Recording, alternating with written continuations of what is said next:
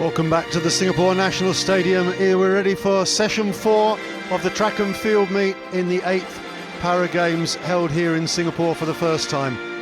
We've had 3 excellent sessions of track and field entertainment. This morning was splendid, both on track and field, and this afternoon should be no less entertaining. Field events start things off. We've got the long jump for the men in the F42 and 44 categories. The javelin for men, F46 and then F42 stroke 43. Women's shot put, F42, 3, 4 and F35, 6 and 7. Those events will be combined. So one long jump hit, one javelin throw area and the shot put in action. On the track we've got the 100 metres T12 final for women and the T53 100 metres final for men, followed by 2 heats for the T20 400 metres. That final will take place on Monday, I think. Women's 400 metres T13, it's a straight final. Men's 400 metres T52 a final. And then finally bringing up the rear, we've got a couple of 800 metres events.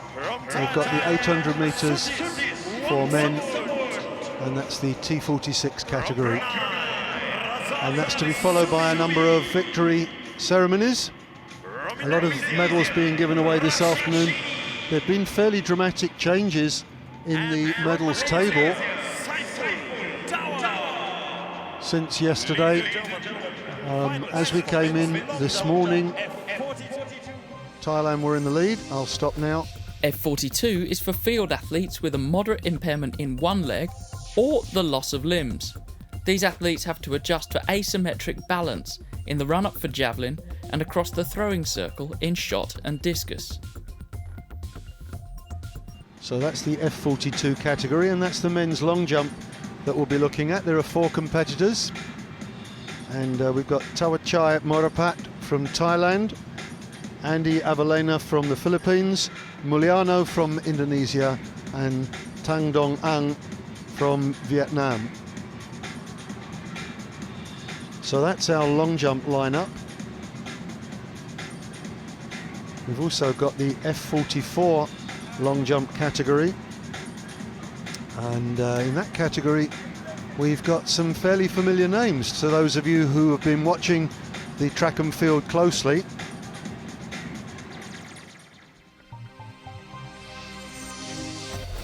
F44 is for field athletes with a moderate impairment in one or both legs or the loss of limbs. These athletes have to adjust for asymmetric balance in the run-up for javelin and across the throwing circle in shot and discus. Well, the long jump field for F44 is a much larger one, and look at the name at the top there, Cho Win, Myanmar's first gold medalist at these games. He was splendid in the 400 metres this morning, blasting the field away. Rosalie Subi from Brunei, Xuan Duan Go from Vietnam. We've got another character that we saw this morning from Thailand in 5th place 400 metres. That's Sutis Wamsamut. And there we go, that's the first competitor. Well, you'll probably recognise him. That's Cho Win. Plenty of pace on the runway. It's a question of elevation for these guys. Look at the pace, he's tremendous. Of course, he takes off from his stronger leg, his natural leg, but very difficult to get the sort of elevation that long jumpers are looking for. So 239, Sotang. I think that was over 5 metres. I just quickly caught a glimpse of the scoreboard there. Figures 5:23 seem to be the ones that I spotted. And the men's long jump from Thailand, Sutis Wamsut. 313 Sutis Wamsut, who took part in the 400 metres this morning and finished in 5th place. He's competitor number 313 to the left.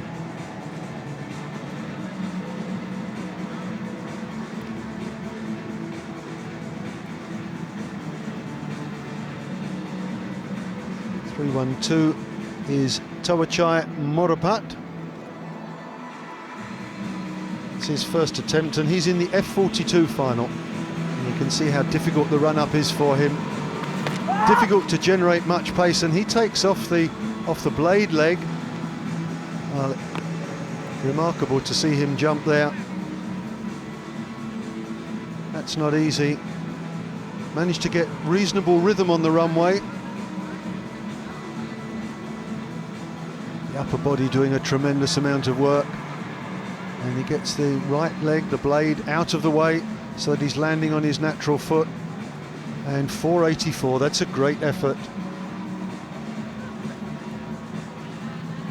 That really is. That's over 15 feet, those of you who still operate in the old imperial measurements. So they're interspersing the long jumpers. This is 313, so now we're back in the F44 category. This is Sutis Wamsamut. Now he should get better rhythm, you can see. It's more rhythmic, he's got very good pace on the runway. I think it's a red flag, yep. He was way over the board there.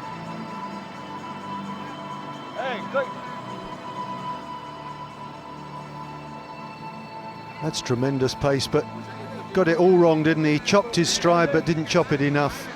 Sometimes these athletes, they go through their routines in training, but the adrenaline flows a bit quicker, a bit more readily in the heat of competition, and the stride just increases a little, and they find themselves going too far on the board. Never good to get a no jump in first round. Need to get something on the board first of all. So the long jump competition is underway. There's no track events until 3 o'clock, so we can stay focused on the long jumpers. And now we switch again. This is Andy Avaliana. And I think there's many people out here who will never have seen anything like this.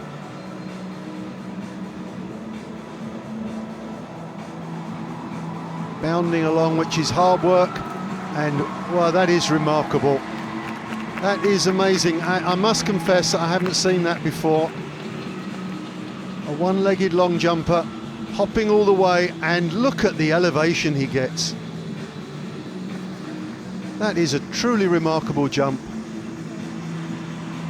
Well done, Andy Avaliana.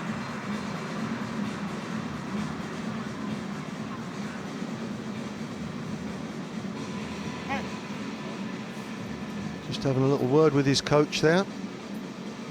The jumpers always talk with their coach because they can observe things that the athlete is so much unaware of. Razali Subi from Brunei is the next competitor in the F44 category.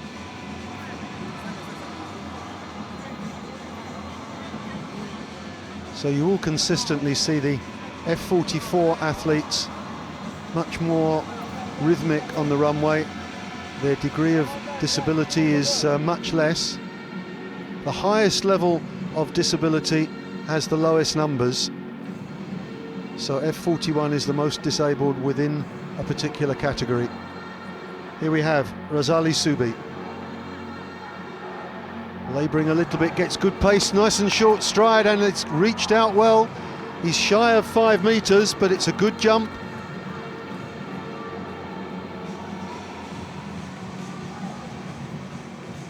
Generates good pace, gets low and gets that good lift. Kicks out in front and must have the forward propulsion. Don't want to step backwards in the pit. I think he'll be pretty happy with that opening jump. 434.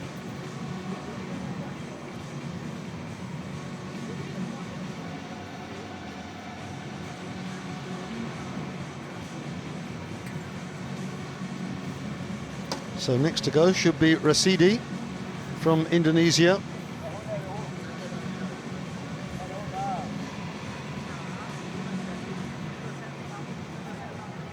Unless we switch across again to the F42 athletes. F46 and F42 and 43 for the men's javelin throw final. From Indonesia, Riano.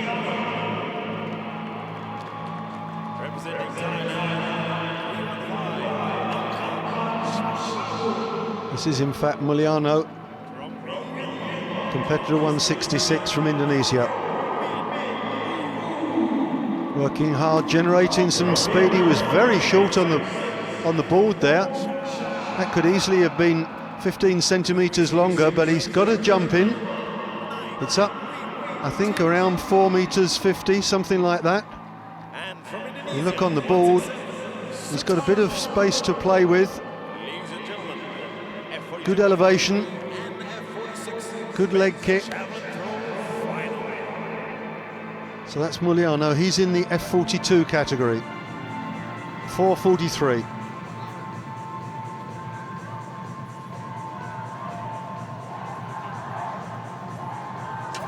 Now we get Rashidi, the Indonesian. This is back in the F44 classification.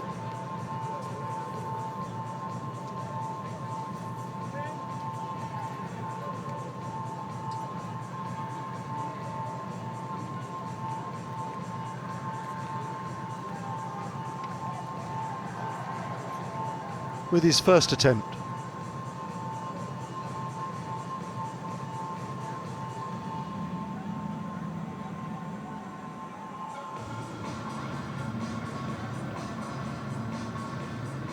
Well, that's tremendous pace on the runway. Look at that, that's out. Well, that must be a good 570. That's clearly going to take the lead. A huge jump from Rashidi. And Indonesia having a fine tournament at the moment. This is tremendous pace. Chopped his stride a little to make sure he hit the board. Great elevation. Well, that's a super jump. Indonesia currently on 7 gold medals, 8 silvers and 2 bronzes. 561. Well, it could be a good scrap between him and Cho Win for the gold medal here.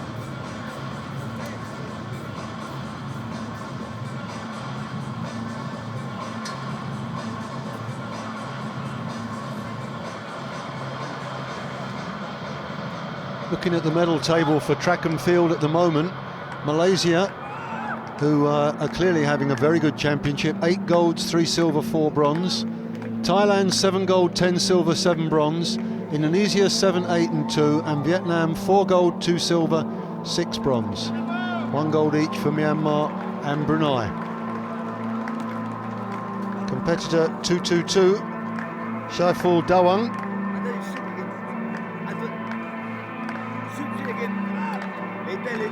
Again, he's in F44.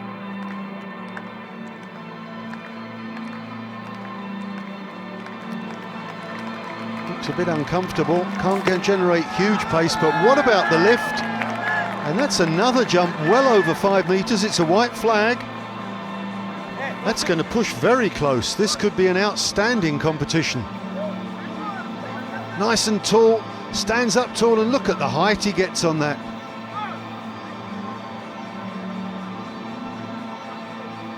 Saiful Dawang from Malaysia, and they are having an outstanding tournament on the track and in the field.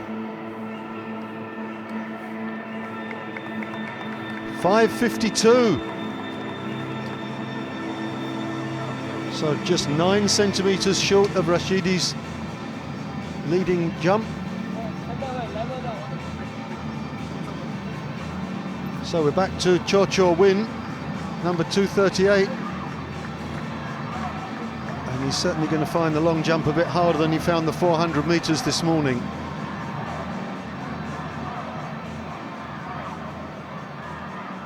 As he received his medal, he gave a very smart salute to the crowd. 5 meters 23 in the first round. I think that leaves him in the bronze medal position at the moment. As you would expect, quick across the ground. Can he get the elevation? Slim frame. Well, that's another one over 5 meters. I think that's, you can see he's disappointed.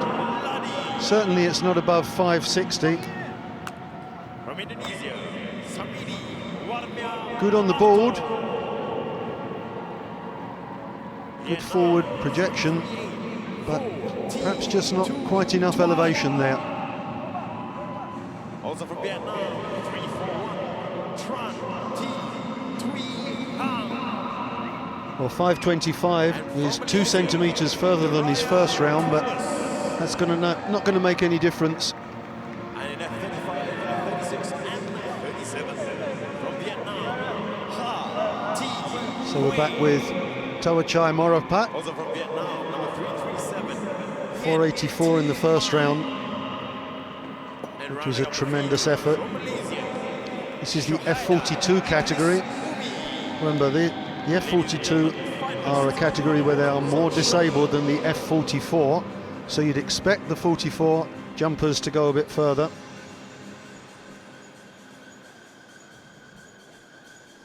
Tawachai Morapat, second attempt, 484 in the first round.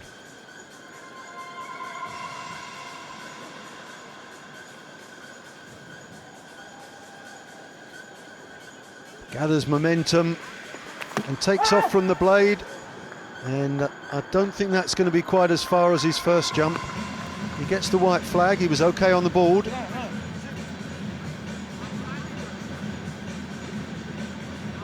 Gritted teeth, great determination.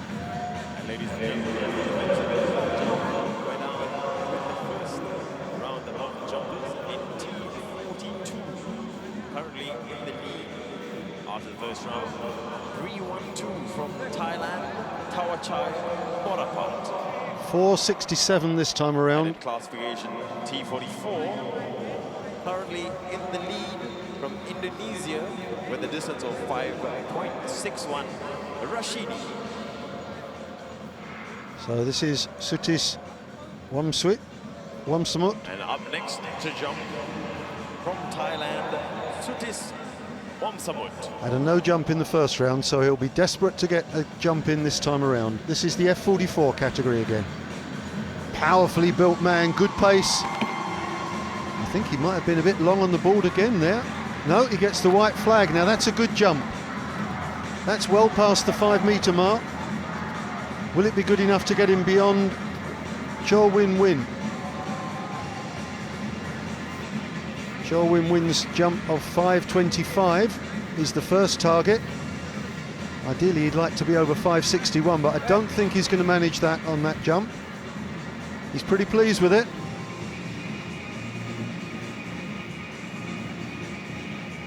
.527, just about edges past Cho Win Win. Sorry, Cho Win.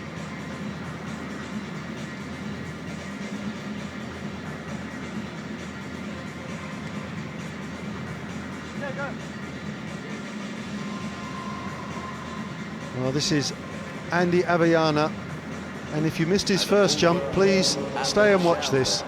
In F46, currently in the lead. He'll put that crutch down in a moment, and he will hop along, and you watch the pace and the elevation. Tremendous quadricep muscles and calf muscles. That one's not as good as his first attempt. He's disappointed with that. Well, if you ever hop anywhere, you know how tiring that can be. Bounding along. Was a bit short on the board, and it's about 370, I think, that time. And it looks like Sultano has taken the lead 353. with a distance of 37.09 in men's javelin F42-43. We're focusing on the long jump. Obviously the other field events are taking place in the background, the javelin F46 and also F42-43, which certainly the second one should be very competitive. Razali Subi, 434 in the first round.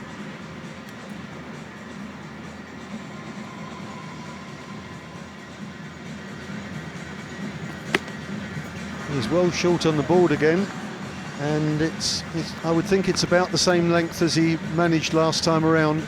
I don't think that's going to improve his position, or if it is, only by centimetres. The big screens of of the attempt by Razali Subi of Brunei.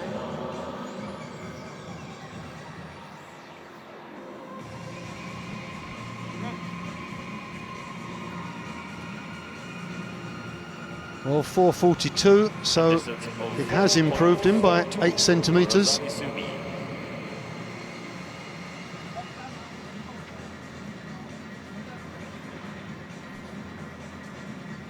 So Mulyano, 4:43 in the first round from Indonesia. This is the T42 category. I think I've got him lying in second place at the moment.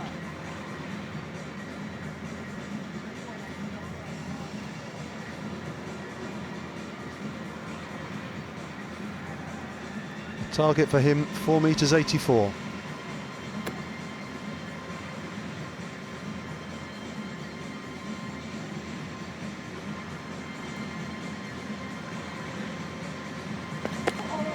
And he's way back on the board, and he's got the distance in him. He could really take off a lot further forward than he has at the moment.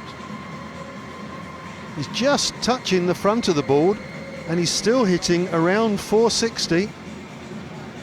If he gets that run up right, he can definitely get very close to the 484 mark. And meanwhile, this is Rashidi, who is current leader in the F44 category, 471. What a good jump from Mulyano, and when you consider how far back he was on the board, this could be very close at the top.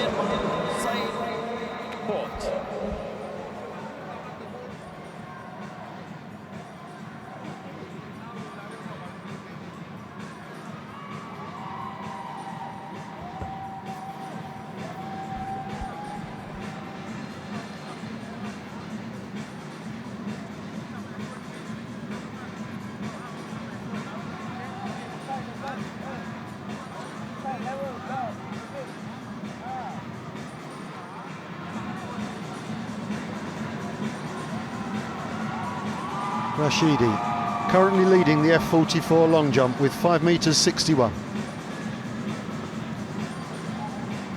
Certainly the quickest athlete we've seen in the long jump this afternoon.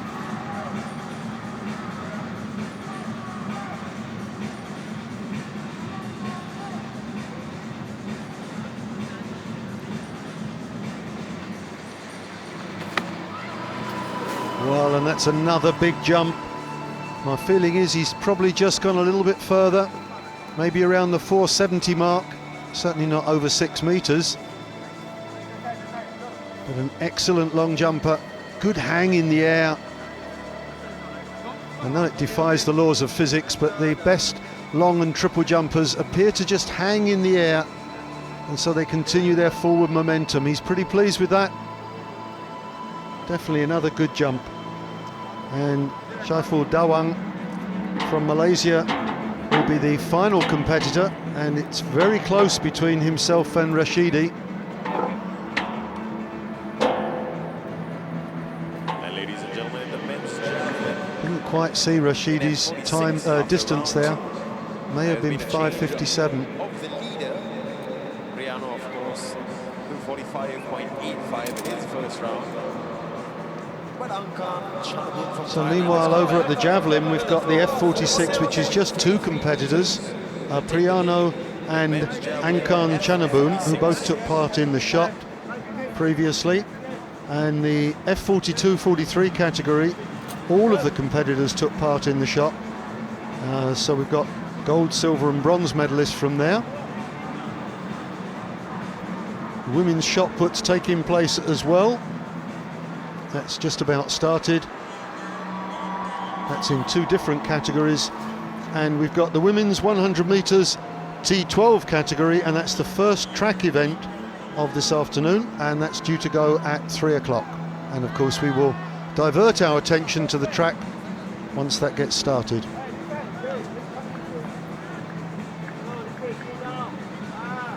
Should certainly have enough time to look at Syaiful Dawang of Malaysia with his second jump. First time around he was very shy of the board.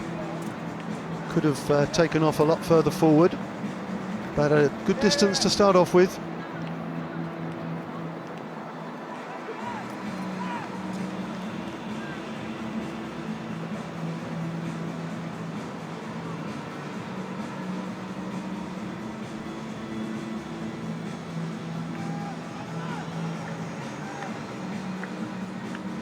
rhythm so important. Generates surprising pace and great lift. Takes off from the right foot, of course, and look at the lift there. Well, it's another big jump. I think he's improved on his first round effort. White flag, so he was okay on the board. Very good on the board, in fact. Close to the fail line, but just shy of it. And he does get lovely elevation. Well, this is shaping up to be a tremendous contest. And we're back with this morning's hero, Cho Win, and at the moment it's looking like he's going to be battling just for the bronze medal. Just waiting to see what the distance was for Saiful Dawang.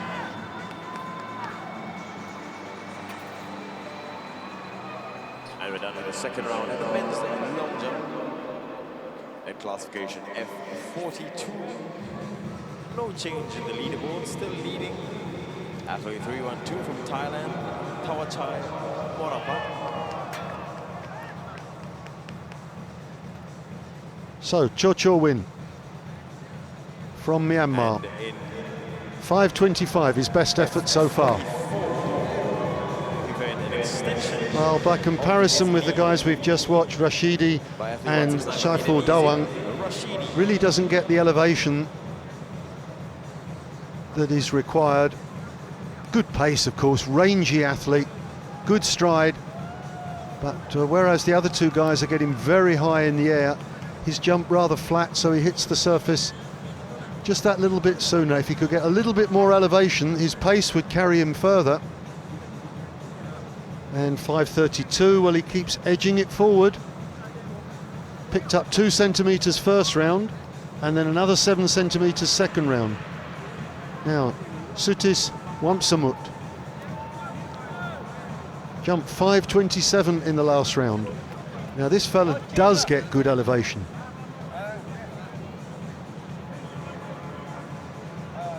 Sorry, I'm looking at the wrong man. Thawachai Morapat this is. We've switched over to F42. 484 in the first round, that was his best effort so far. But the point about the elevation is still absolutely spot on. Gets great height on his jump. It's the women's 100 meters T12.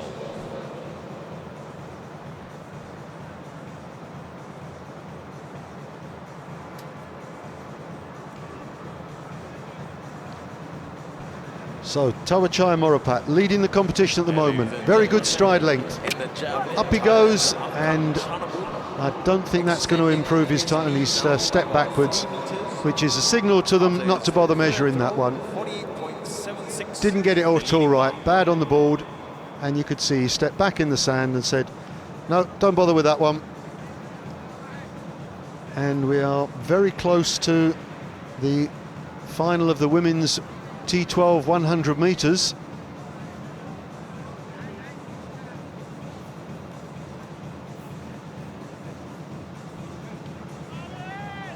Well, 4:08, so that's not going to disturb the leaderboard at all.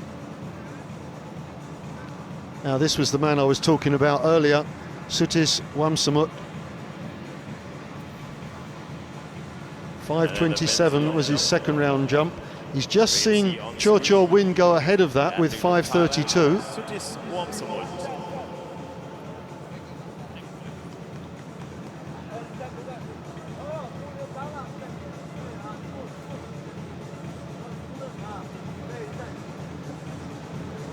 So there's a lovely little mini competition building up between Cho Win and Sutis Wamsamut for the bronze medal, and between Rashidi and Saiful Dawang for the gold. This is going to be competitive all the way through the afternoon. Third round, of course, the jumpers have 6 attempts each. And then the woman's shot put, you can see on screen, Sain Short from Myanmar.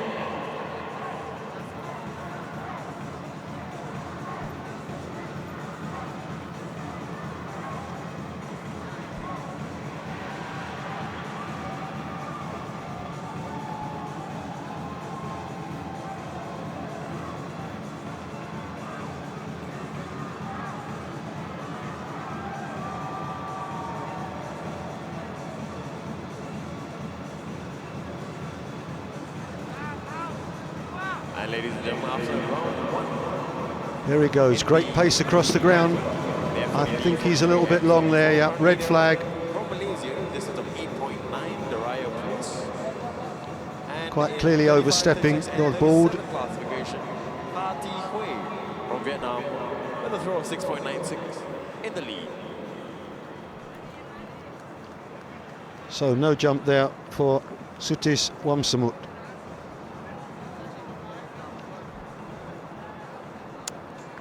Well, you can see that the ladies are down there ready for the T12 final 100 metres. A very good afternoon, ladies and gentlemen, and welcome to the second day of the athletics competition for the 8th Para Games 2015. And we've got some really exciting track events coming up for you. T12 is for athletes with a visual impairment. Their vision is constricted to a radius of less than 5 degrees and or the ability to recognise a moving object at a distance of 1 metre. Get ready now for the introduction of the athletes. Well, we had 2 heats this morning, and these are the qualifiers for the final. In lane 1, Vuti Kim Tui. Lane 3, Sitorus Enang Sari from Indonesia. Lane 5, Supani Prawat from Thailand, and lane 7, Suniporn Tanamwong from Thailand. Number 335 from Vietnam, T. Kim Thuy.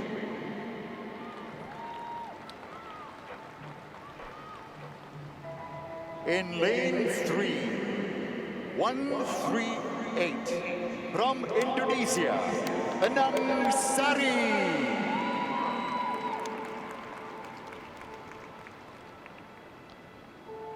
In lane 5 is the silver medalist of the 2010 Asian Para Games, number 277 from Thailand, Prawat Supani.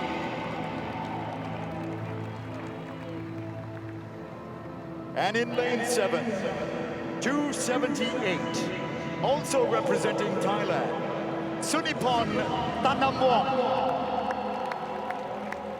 Lanes 2, 4, 6, and 8, ladies and gentlemen, are for the guides who are tagged to their respective athletes. They are in their yellow bibs. So there you have it, ladies and gentlemen, the field for the women's 100 meters for T12. Well, it's nice to hear Brian Richmond's voice again. Brian indicating that the guides will be wearing the yellow bibs. Of course, 2 of the girls run without guides, and those are the very, very hot favourites. Now, Supani Prawat is the sort of champion, but Enang Sari in lane 3 is the girl to watch. My feeling is that she's going to win this one. She ran a blistering 13.18 this morning, and Supani Prawat ran 13.92. Now, she was easing off. You only needed to qualify this morning, but Enang Sari must be favourite. Thuy Thi Kim in lane 1, Enang Sari lane 3, Supani Prawat in lane 5, Suniporn Tanamwong in lane 7. Final of the ladies T12 100 metres. Some adjustments being made in lane 7, and once again, once they get in that set position there, if anybody moves at all, then the starter has to ask them to come back and reset, and that's only fair. It can put people off, just distraction.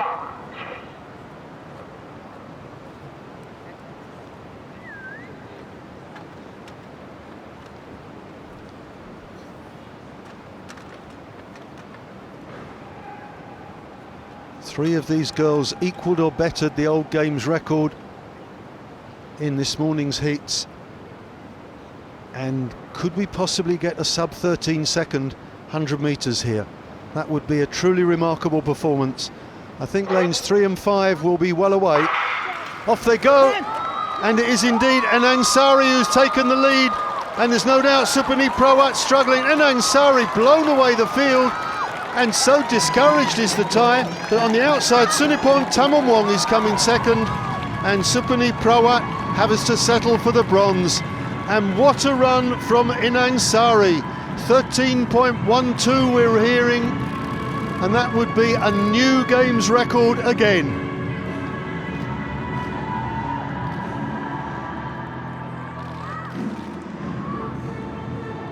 Well, it looks like it's an upset, ladies and gentlemen, in the first track event of the day for the women's 100 meters for T12. The winner. Well, I think Enang Sari so discouraged Supani Prawat. She completely lost her focus on the race and was struggling even to get the bronze medal at the finish. She looks a discouraged athlete and just about takes bronze ahead of Tui T Kim. But there's no denying the talent of this young lady. Enang Sari blasting her way down in 13.12. Vietnam for the bronze.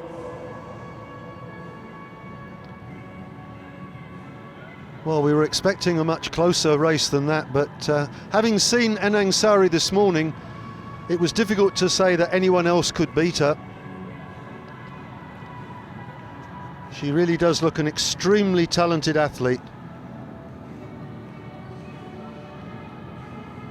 So you can see the wheelchair athletes getting ready for the next event, which is the men's 100 metres in class T53.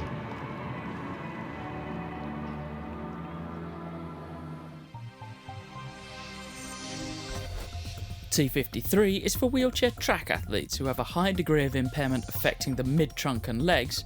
Some also have low level of impairment affecting the arms.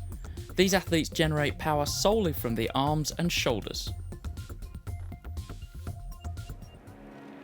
Well, and this event features a man who is very, very familiar to Singaporean viewers. For T53. In lane 3 from Singapore, William Tan, the oldest competitor that we've seen today, and in fact I think the oldest competitor we've seen on the track so far. 58 years of age, hugely experienced and wonderfully competitive athlete.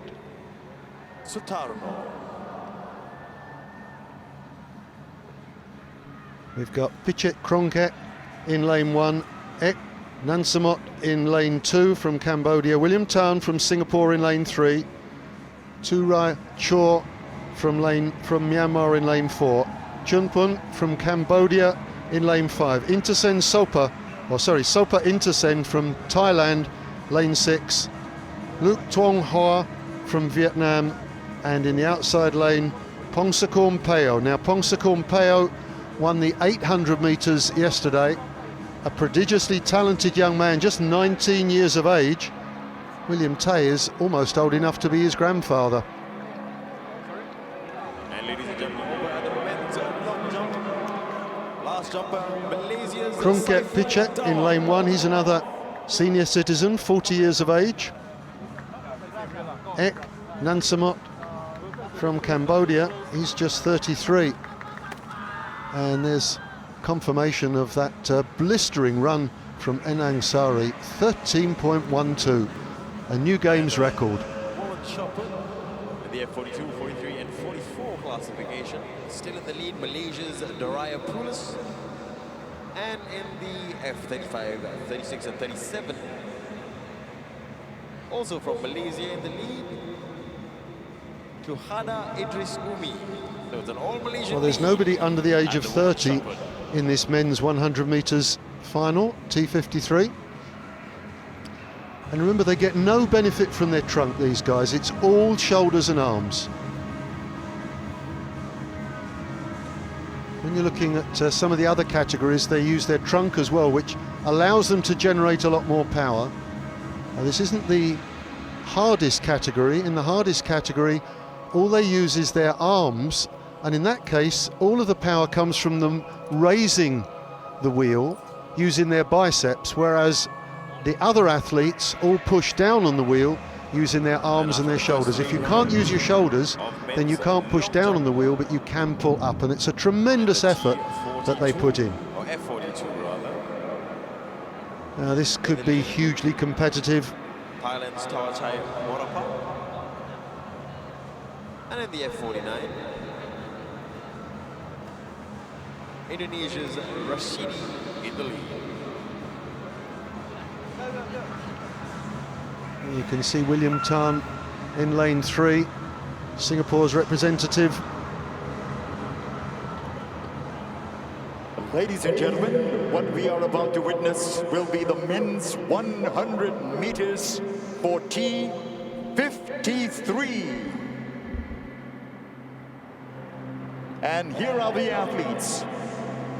In lane 1, he's the silver medalist at the 2006 World Championships. He's also the winner of this event in 2007. And he holds the Asian record of 14.72 seconds. Ladies and gentlemen, number 322 from Thailand, Pichet Krunget. Even at the age of 40, must go in as hot favourite here. Lane 2, 130 from Cambodia, Ek Nan Samoth.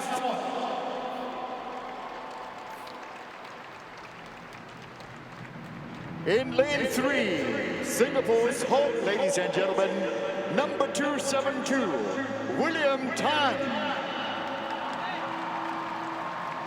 58 years of age and still able to compete at the top level. In lane 4, 244, representing Myanmar, Tura Kyo.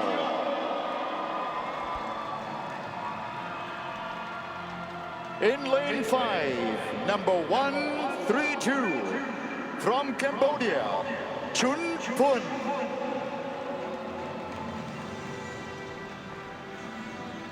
Lane 6, representing Thailand, competitor number 320, Intasan Sopa.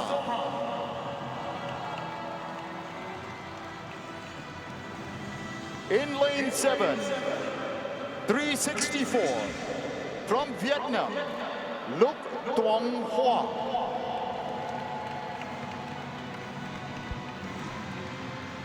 And in lane 8, the man with the second fastest time in Asia this year, number 321 from Thailand, Payo Pongsakorn.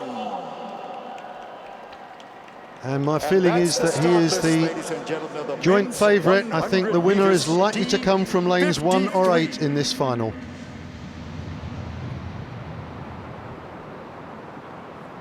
Pichet Krunget in lane 1. Payo Pongsakorn in lane 8. Pongsakorn already has a gold medal to his name. Blew the field away in the 800 metres yesterday. Can he do the same over 100 metres this afternoon?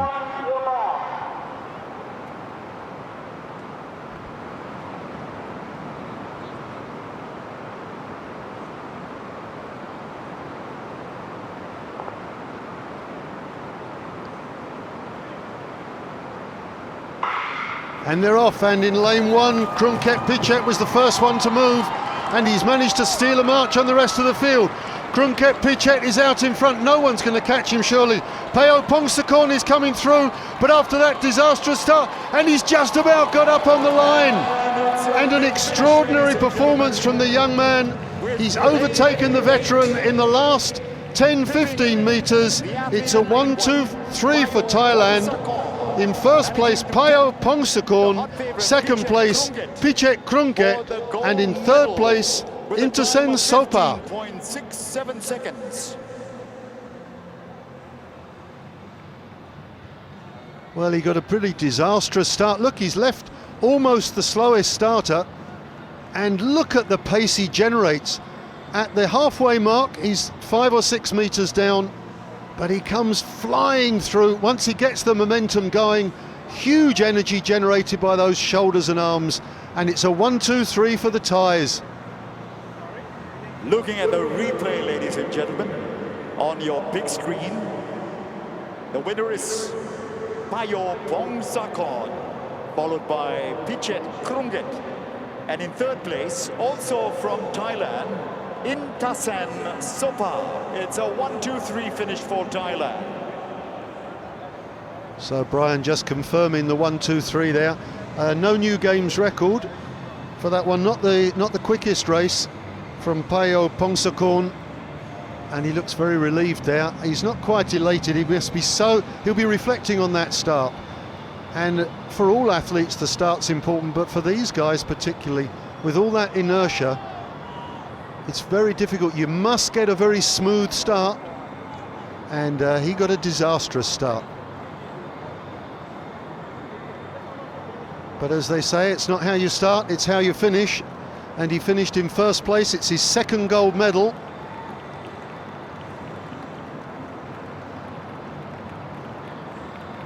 Well, the Thais not having it all their own way in the track and field, but certainly in that event they came out well on top. 1, 2, 3. And I would think Krunket must be feeling that the mantle is being passed on to the younger generation. For the men's 100 meters, T53, the race you just saw, the unofficial time is 14.62, and if that is confirmed, it will be a new games record. Well, and now, ladies and gentlemen, I stand corrected, Brian Richmond. The original time that we were given of 15.67 is incorrect. If it is 14.62, then that is 0.23 inside the old record. Brian. I'm here at the shot put finals for the women's as well as the men's long jump and the men's javelin. So if you are here in the stadium, do come down nearer to the stands to come and check out the action here. And some notable results after 3 rounds in the men's long jump. For the men's long jump at 44, Rasidi from Indonesia has a new games record of 5.76 meters. His previous record was 5.59 meters last year in Naypyidaw. And for the men's F42, in pole position from Thailand is Morat Tawatchai, who actually holds the games record of 4.95 meters. And he's jumped 4.84 meters. And following suit, Mulyono from Indonesia is close by with 4.71 meters. So if you can come right down to the action, do feel free and cheer on your fellow athletes, and we'll see you on track later. Over to you, Brian. Well, after that burst of activity on the track, we're focusing back on the field. Mulyono, once again. I think he's beginning to look a little bit tired. Mulyono knocks the sand off his feet. For that, here's Ravi. Don't think he will have extended. Indonesia's Mulyono. I think he's 471 is his best jump so far. Good on the board. Well, it's up there. It's around the same sort of figure. Might be 480 even. It's going to be a good battle between Tawatchai Morapat and this fella Mulyono. Tawatchai is the games record holder with 495.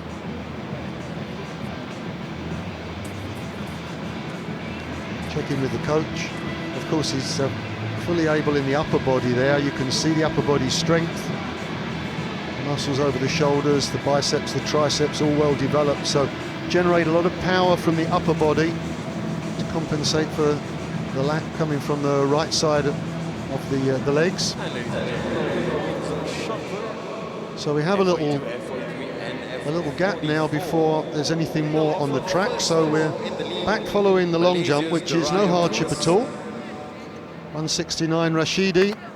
And in F35, 36 and 37. And he's having a consistently good series of jumps.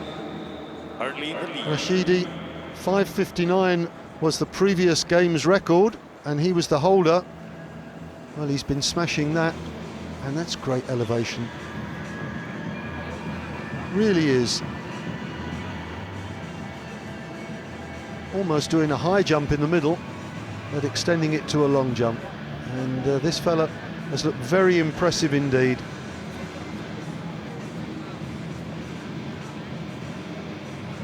We've just seen an attempt at the women's shot put from 40 to 1. Awaiting her distance now.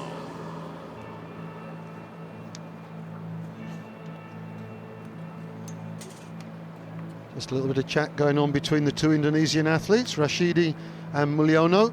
Mulyono in a different class, And then the men's javelin. in F42 as opposed to the F44 athletes. Confirmation of his distance, 29.47 meters. We're due for a couple of victory celebrations shortly. That's the women's shot put events from this morning. And then at around 3:40 we should be seeing the men's 400 metres heats in the T20 category. And that should be very good fun. We saw some 400 metres running this morning and excellent entertainment. Also Vietnam. Well, on the runway, Shaiful Dawang, and he's probably the best competitor for first place. 5:58 his best jump, which actually is just behind Rashidi's old games record, but he's going to have to do a bit more than that. Needs to find another 20 centimetres. Leader from Malaysia, Daraya Pulis.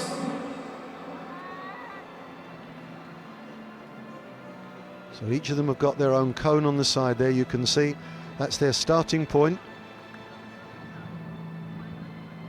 Every athlete with their own particular rhythm, all about rhythm. That's why you often see them clapping, to get some sort of sense of rhythm. Rhythmic run, good pace, good elevation. This is a good jumper. He's peppering that 5 meters 50 mark. He just needs to push it a little bit further. Sidelong glance, having a look at where he landed in the sand. Because we're not sideways on, it's difficult to get a true perspective on that. I'm thinking maybe no more than 5:45, 5:50. Now 5:51.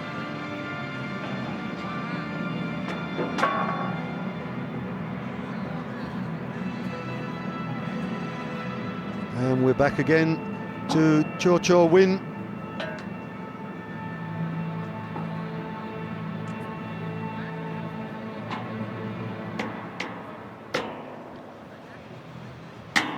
Still 5:32, his best jump.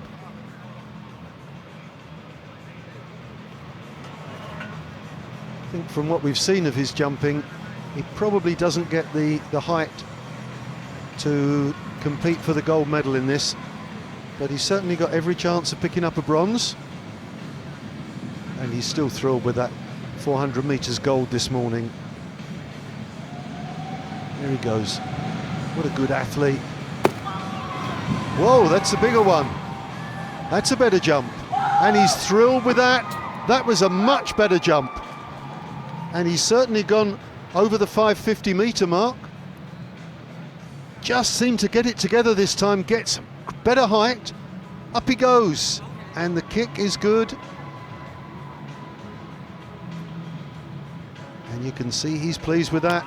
Will it put him among the top medals? Let's look for the distance. He's very, very happy with that indeed. 5:48. And I think that's probably a new personal best. He looks absolutely thrilled with that one. The field, the men's javelin, the men's long jump, and the women's shot put. And to give us an update from shot put, we've got Dipna Limprasad. Tawachai Morapat. Hey guys. Well, his best jump was the first round, 484. Women's finals, F42, 43, and 44. Looking at the leaderboards, we have a clear winner, a clear leader, Doria Paulus from Malaysia with 8 meters and 90 centimeters. Following suit, Myanmar's Sien Huat with 696 and Thailand's Ladi Wana with 692. Now we're looking really at the second and third placing right now because they're just separated by 4 centimeters and it's definitely a tough fight. So I'll come back to you with more updates, but stay tuned. Over back to you, Ravi. Thank you very much, Dipna, ladies and gentlemen. So as we listen to Dipna's voice there, of course one of Singapore's finest, we're waiting for Tawachai Morapat Don't forget to also take check his out jump. I think this is his 5th jump. Obviously it's been difficult following the long jump, having been distracted by the track events. I'm pretty sure we're on the 5th jump from the leader of the competition, games record holder. Here he goes. Powerful man. And that's another good jump. That's a big one. That is a big one. Whether it's bigger than the 484 that he got in the first round is debatable, but certainly it's better than his last jump, which was a mere 4 meters 40. A little bit disorganised at the finish, but gets up and away. No, he doesn't like it that much, does he? I think he's feeling that's an okay jump, but I need something a bit more than okay. Oh yes, he likes it. There we go. It did look a better jump, I must say, first time around.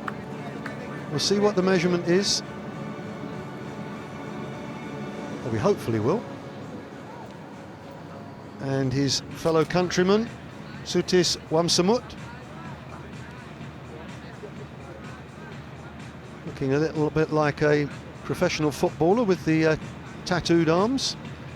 5:29, his best jump so far. That was in round 4.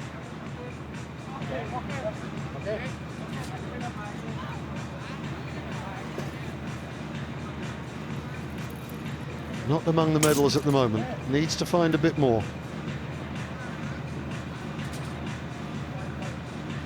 4th place.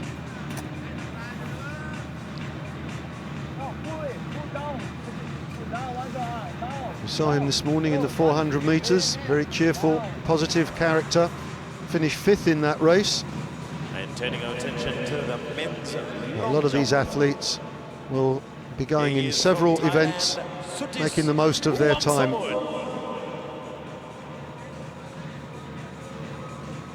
Now he's quick on the runway. Tendency to overstep the takeoff board. Let's see if he gets this one right. He has got the ability, my feeling is, to go into the high 5-metre marks. Just needs to get it right on the runway.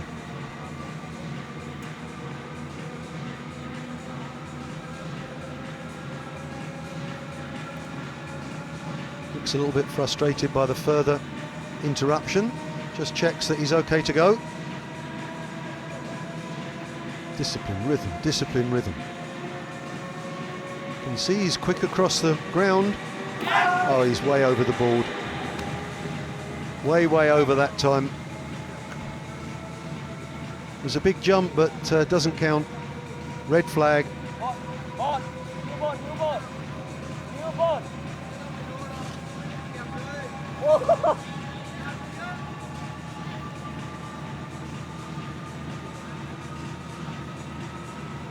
Well, he's got one more chance to get it right. He's had 3 no jumps and a 5:27 and a 5:29. He's not among the medals, so he might as well go for it in the last round. And this is the guy from the Philippines who uses the hopping technique. Andy Abayana. He'll put that crutch down and will hop along the runway and take off, and it's amazing how much spring he generates. He's not going to win the gold medal, but he's won a lot of hearts here. Tremendous muscular strength in that right leg.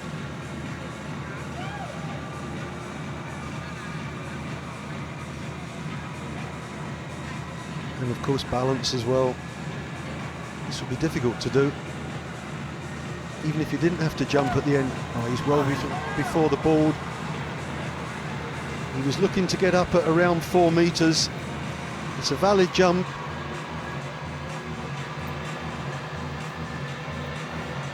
And you'll see he's well before the board here. It could have been at least 10 centimetres further forward, which would have increased his jump quite considerably.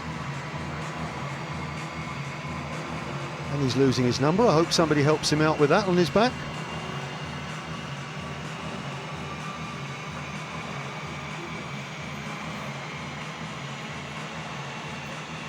Meanwhile, back on F44.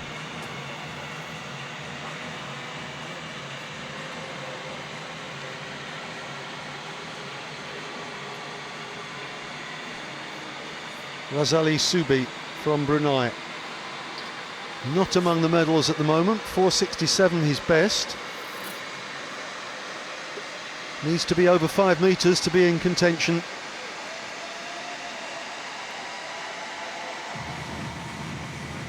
Doesn't generate the same pace as the best of the jumpers in this competition. Here he goes. He's well short of the ball, and he's also well short of the 5 metre mark again. Smile on his face, but he knows that's not going to change the leaderboard at all.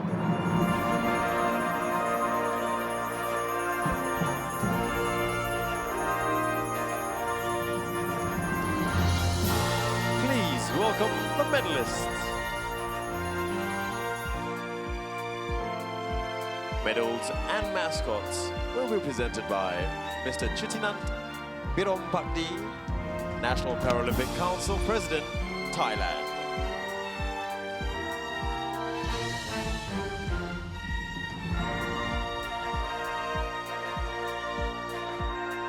Silver medal, representing Thailand, Surang Kamsak. So the silver medal going to Surang Kamsuk. If you're wondering why there's no bronze medal, this is what they call the -1 rule. There were only 3 competitors in this event, in which case they only give 2 medals, because the feeling is that you have to beat somebody in order to win a medal. A little bit harsh, I think, on Kristiani Putu of Indonesia, who finished a creditable third. Her second consecutive gold in this event from Thailand, Pachari Wisetsi. So Pachari Wisetsi defends her title. Not as big a bigger throw as she managed last time around. Her games record is 9.01. This time she won with 8.78, narrowly beating Surang Kamsuk, who managed to throw 8.68. But a good contest between the 3 girls, all over 8 metres. Please rise for the national anthem of Thailand.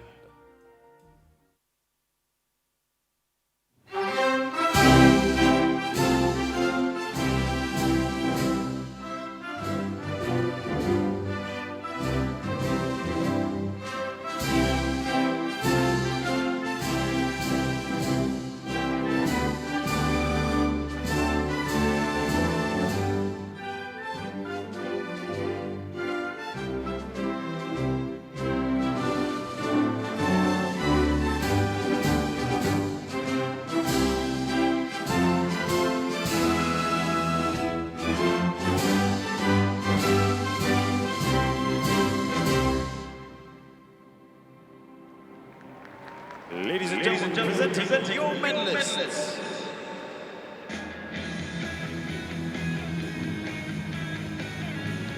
Well, good news for Thailand there. The comment yesterday was that the girls had done well, but the boys have been a bit disappointing. But gold and silver there is good news. Kristiani Putu from Indonesia did finish in third, but doesn't get the bronze medal because of what's known as the -1 rule. And that clean sweep earlier on in the wheelchair race means that Thailand having a good afternoon of it. One wonders if that will continue. The next event on the track will be the 400 metres T20. There's 2 heats for that. That will be hugely competitive. And we've also got the other shot put victory ceremony for the F46 category. For the F12 category.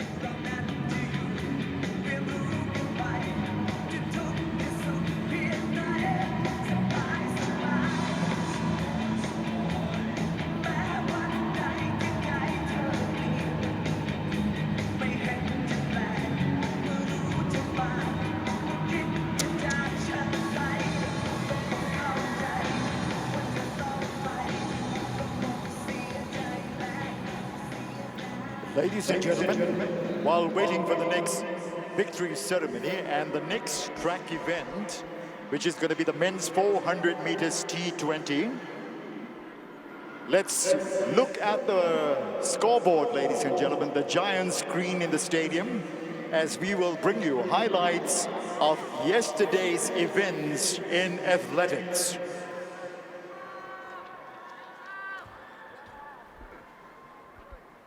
Well, Brian's drawing the attention of spectators in the stadium to the highlights from yesterday, but we're still focusing on today's events, quite rightly so.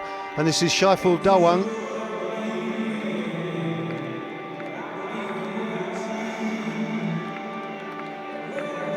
Can he get the big one? So close. Oh, again, he's up around the 550 mark. A wry smile. He's very consistent, but in long jumping, sometimes it's the inconsistent athletes who do well. It's not banging out a whole series of 550s, it's getting some weak ones and some big ones in there mixed up. He's very solid. Oh, that was only 526, he'll be disappointed there. And that's round 5, he's only got 1 to go.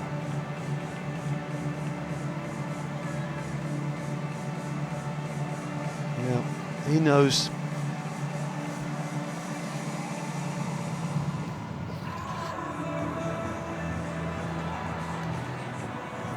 So we actually have 6 field events going on this afternoon, but in 3 pairs. And this is Cho Win, and he's about to take his final jump. He got 5:48 in the last round, and that's his biggest jump so far. He was delighted, but he needs a bit more than that if he wants to get the silver medal, on even more obviously if he wants to get the gold. He's in bronze medal position at the moment. Plenty of pace, got good height on his last jump, was delighted with his effort. How will he feel about this one? There he goes, his last effort for the day. Oh, it's a big jump again. I think he might have even crept over 550. Well, he's jumping with joy. I think he's gone over 5 meters 50 there. He's looking closely at it. Well, you compare that to his earlier jumps when he was very flat. He's getting much greater height on his jumps. And, well, what a day for him. Gold medal this morning in the 400 meters. And now 5:58.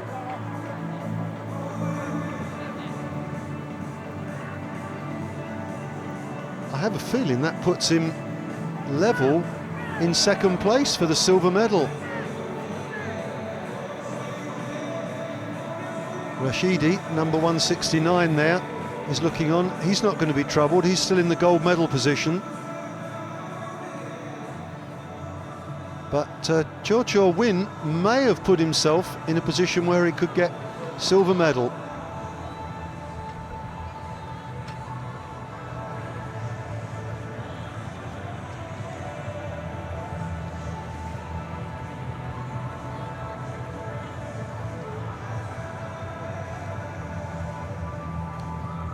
So having had one victory ceremony for the ladies in the shot put, we have another one coming up, F11 and 12. There will be all 3 medals distributed in this case. There were 4 competitors, and that means that gold, silver and bronze are awarded. Ladies and gentlemen, the victory ceremony for the women's shot put F12.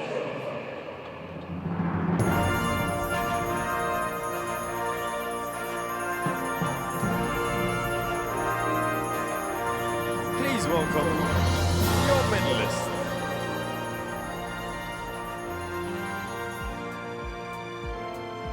Medals and mascots will be presented by Mr. Chutinant Pirombakti, National Paralympic Council President, Thailand. And obviously for each of these athletes there is an assistant taking them up as they are effectively blind. And if I'm not mistaken, the young lady who's escorting our winner, Enikuti, is the one that we saw dancing when she was picked up by the stadium camera this morning.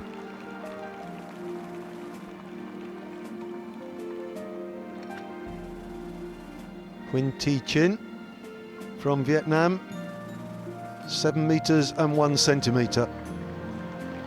Hasn't got the classic physique of a shot putter. Silver medal from Brunei Darussalam, Dayang Noor Henza.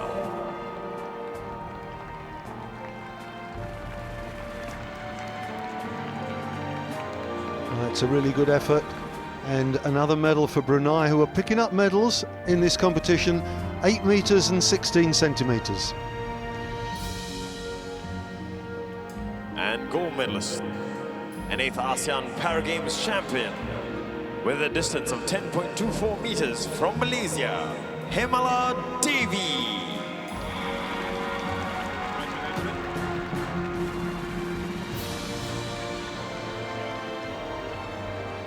Well, Hemala Devi, we saw this morning the technique was really outstanding, and she won the competition by over Ladies 2 meters. Magnificent please effort. rise for the national anthem of Malaysia.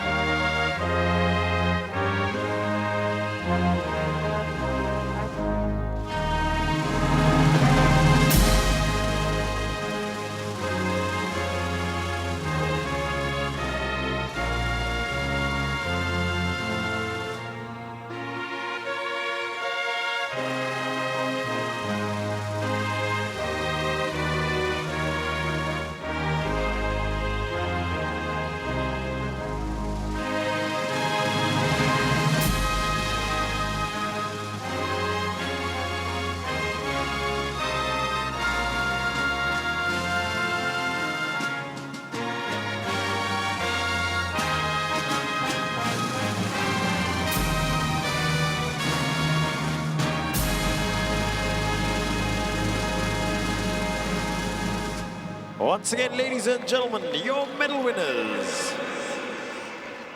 So once again we're hearing the Malaysian national anthem playing out, and that's the 8th time that we've heard it.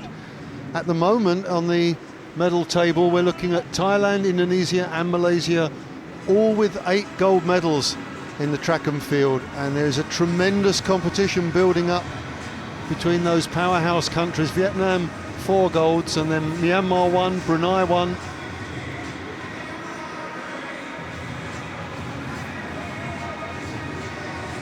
So I'm sure we'll be seeing more of these girls.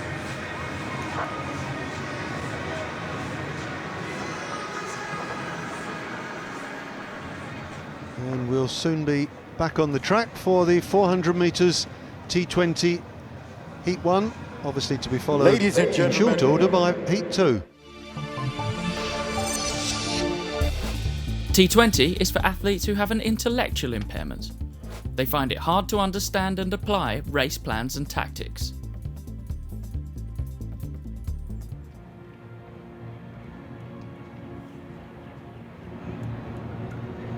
Well, here are the competitors for the first heat.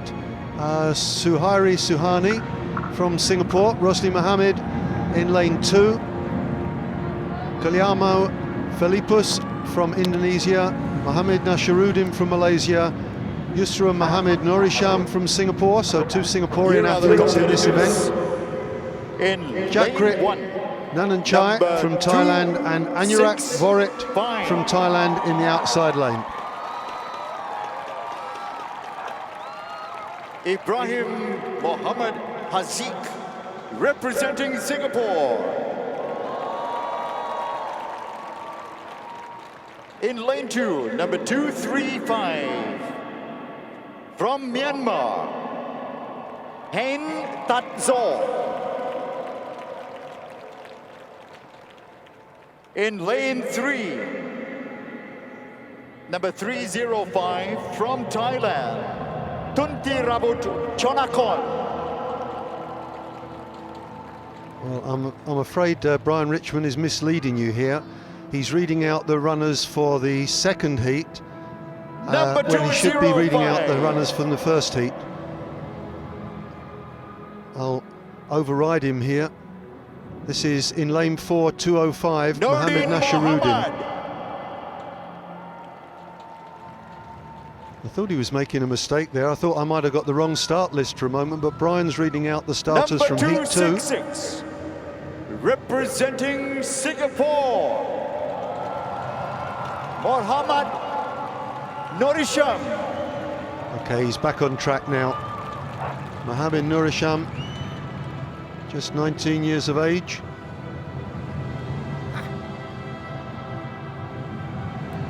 All of these athletes very young.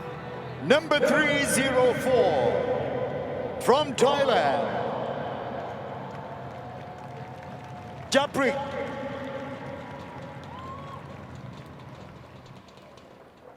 Nananchai. Jakrit Nananchai, just to finish the name there. Poor O'Brien's having some troubles.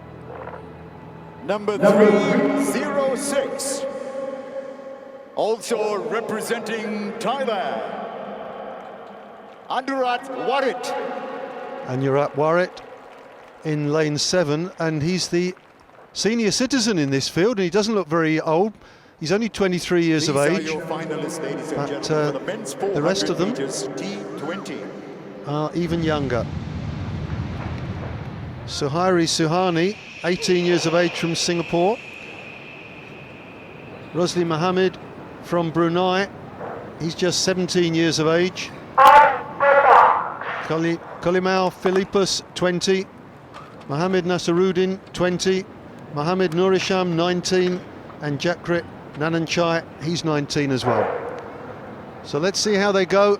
It's going to be a tough race, 400 metres.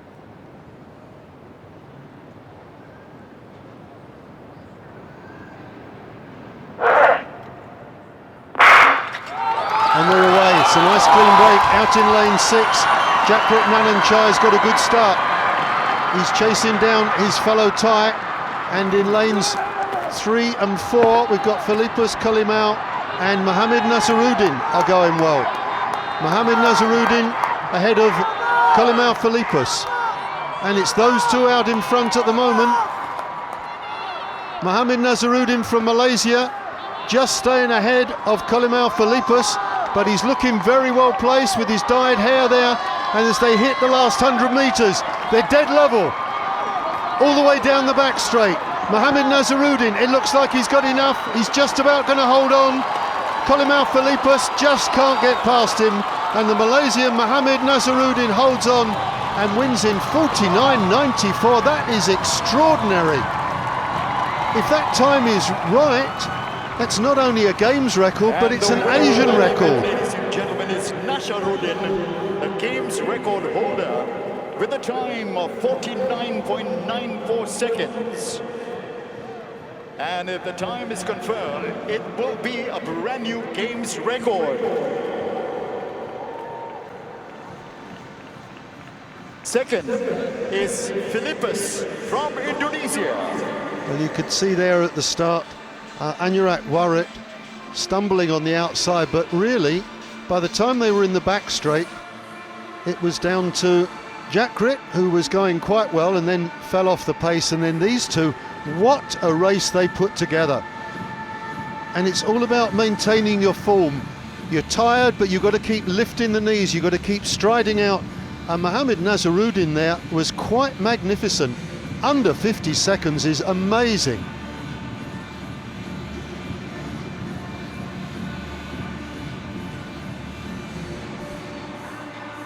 Well, Philippus from Indonesia with the silver medal. That was a performance that would win a gold on many occasions, but a great run from Mohammed Nasaruddin, 20 years of age, and what a talent.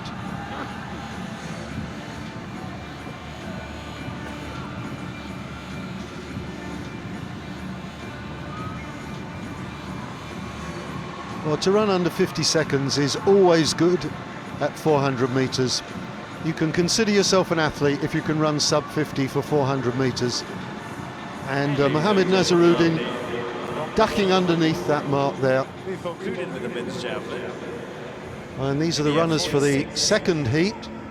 The gold medalist from Thailand, Angkan Chanabut, with a distance of 49.6. These are the athletes that Brian was introducing previously. This is the second heat. And remember, that was only the heats, that wasn't the final. Mohammed Nasaruddin running 49.94. Obviously the final is never held on the same day for the 400 metres, whereas for the 100 and 200 it often is. At 42, 43 and 44, the winner from Malaysia, Doraya Paulus. So in this race we have another Singaporean competitor, one from And it's a Myanmar, Malaysian one from double. Thailand, one from Brunei, two from The F35, Indonesia 36 and one from 37. Malaysia. And what a day Malaysia are having Idris Uli once again. with a distance of 7.59 meters. Congratulations to those winners. Here they go, the athletes moving out onto the track. And I will allow Brian Richmond to do the honours and introduce the athletes. Well, this is amazing. I have to say, we're introducing an athlete here who was born in the 2000s. It's the Singaporean athlete on the inside, Ibrahim Mohamed Haziq, who actually, if this date of birth is correct, isn't actually 15 until the 9th of the month.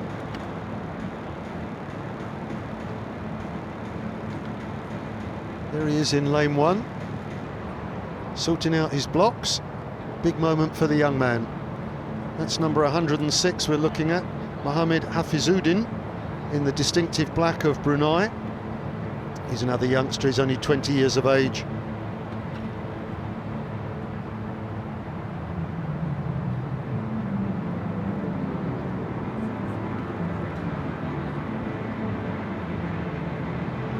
Out in lane 6 there, the Malaysian athlete, Ibrahim Mohamed Nordin.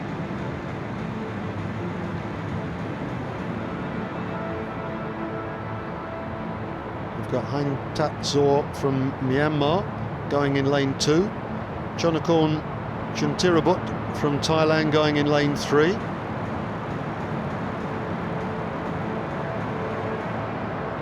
Koda Mohamed Lailatul from Indonesia in lane 5. Competitor 159 there.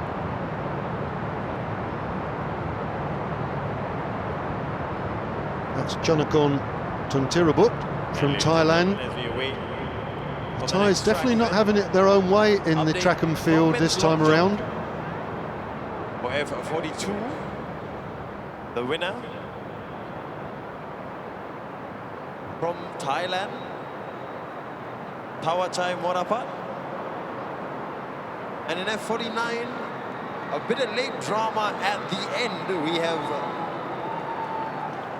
winning from Indonesia, Rashidi, and a tie for silver between Myanmar's Cho Win and Malaysia's Saiful Dawang. So just confirmation of what we suggested a little bit earlier in the long jump, that there is a tie for second place between Cho Win and Saiful Dawang. It's very unusual to get a tie in the long jump. Obviously it happens in the high jump fairly regularly, in which case they do count back. And long jump, I'm not sure. I think they give silver medals to both the athletes.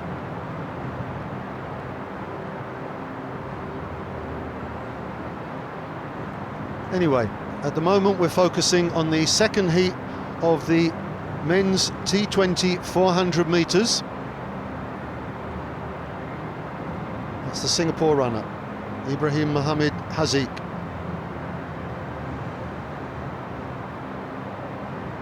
Well, he's a very young man, and 400 metres is a very tough distance to carry that slightly frail frame. I don't think he's going to be able to be up there with the big boys, but great experience for him.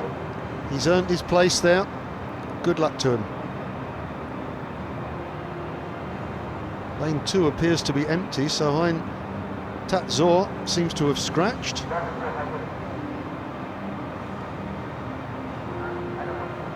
The other lanes are all occupied, so that means that for the Singapore runner, he's got a long gap to the next competitor, and I think he might find himself tailing off a little bit. Let's hope he doesn't get too discouraged.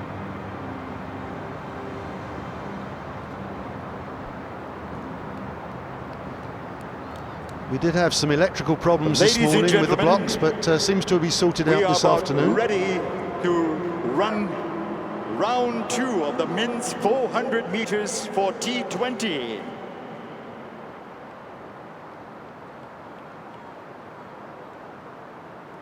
In lane 1, number 260, representing Singapore, Ibrahim Muhammad Hafiz.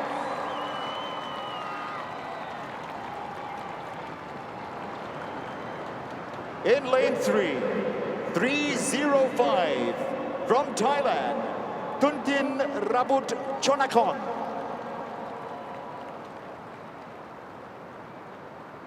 In lane 4, from Brunei Darussalam, 106, Muhammad Hafizuddin. In lane 5, number 159, from Indonesia, Kodar Muhammad Lailatul. In lane 6, number 203, running for Malaysia, Ibrahim Muhammad Nordin.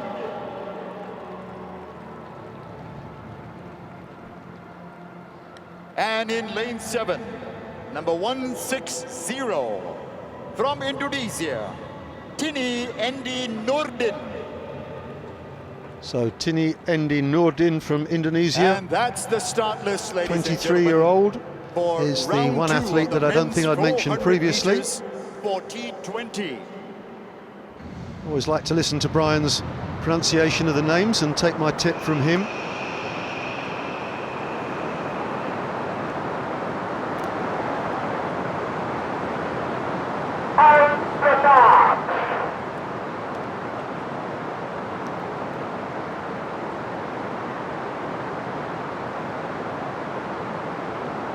You can hear that background noise. I strongly suspect that might be rain on the roof of the stadium. Hope it doesn't distract the athletes. Don't forget, in the first leg, 49.94 was the winning time. Will we get anywhere close to that in this second heat? They're away, and on the outside, Tini Endi Nordin got a good start, and absolutely flying is Mohamed Hafizuddin. Mohamed Hafizuddin going very well, as is Ibrahim Mohamed Nordin. And it looks like those 3 runners who are in contention at the moment, and also in lane 3, Chonakon is going well. And it's difficult to see as the stagger unwinds. Still on the outside, Tini Endi Nordin, the Indonesian, seems to have judged his run extremely well. He's going away from the field again. He's judged it beautifully, and I think he's got plenty in hand. Inside of him, Ibrahim Mohamed Nordin is tying up. Inside of him, Kodar Mohamed Lailatul comes through. But comfortably out front, Tini Endi Nordin, and in second place, Kodar Mohamed Lailatul, and third place, Ibrahim Mohamed Nordin. Well, he's happy with that, but the time, 51.65, is a good time, no question at all. But certainly nothing like as quick as the first of the 2 heats.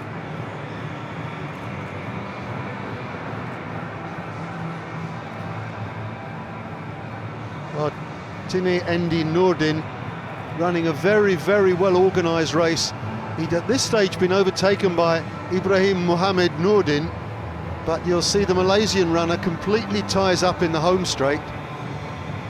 Inside, Mohamed Hafizuddin was going well for a while on the curve, but he'd expended all of his energy. And coming through, Kodar Mohamed Lailatul, finishing comfortably second. But nobody got close to this man. Tini Endi Nordin from Indonesia, comfortable winner.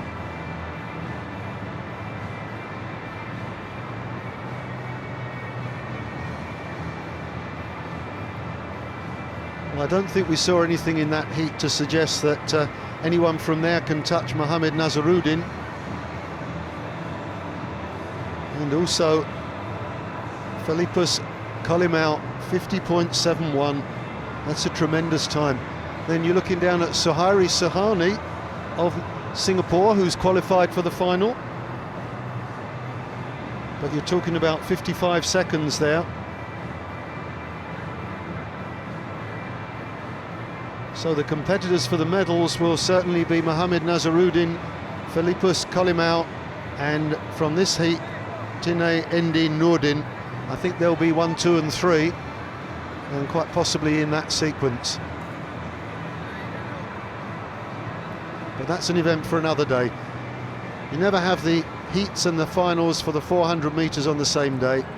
The impact on the body of a 400 metres is much greater than for 1 and 200s, so it would be unfair to ask them to run twice in the one day. Well, more victory ceremonies. The women's 100 metres T12 final.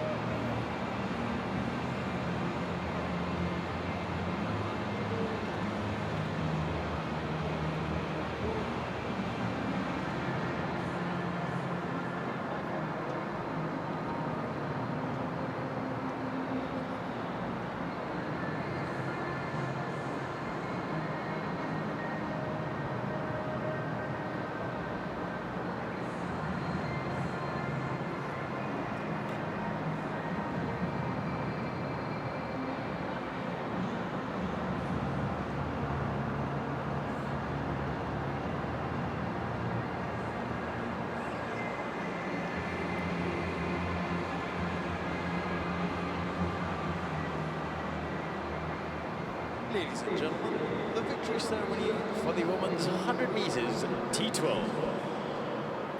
So this was the event that we watched earlier this afternoon. It took place just about an hour ago. And we saw an extraordinary performance from Enang Sari. Oh, there's a nice smile on the face of Supani Prawat there, who probably is a bit disappointed to finish with the bronze medal. The medals and mascots will be presented by Mr. Chintinan Pirombakdi, National Paralympic Council President, Thailand. Bronze medalist from Thailand, Supani Prawat.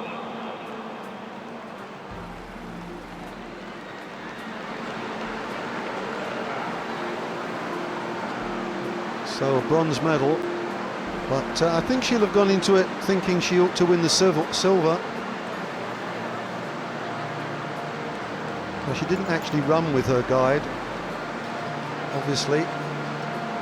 The third and first placed athletes ran without a guide. Silver medalist from Thailand, Sunipon Tanawong. In second place, Suniporn Tanamwong, she did run with her guide, so he's actually earned that silver medal. And she had a very good run. I think she'll be pleased with her performance there.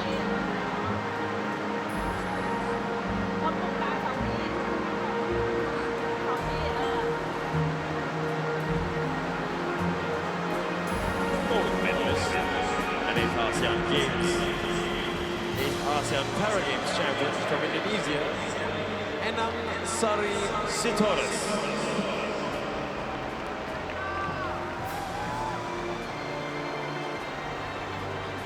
Well, and what a run that we had from this girl. She was quite magnificent.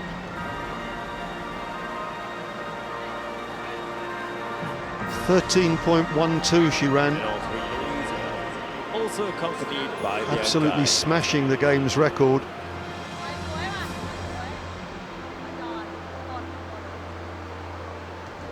.1376 for Suniporn.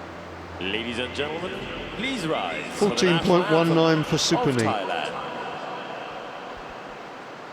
My apologies. Please rise for the national anthem of Indonesia.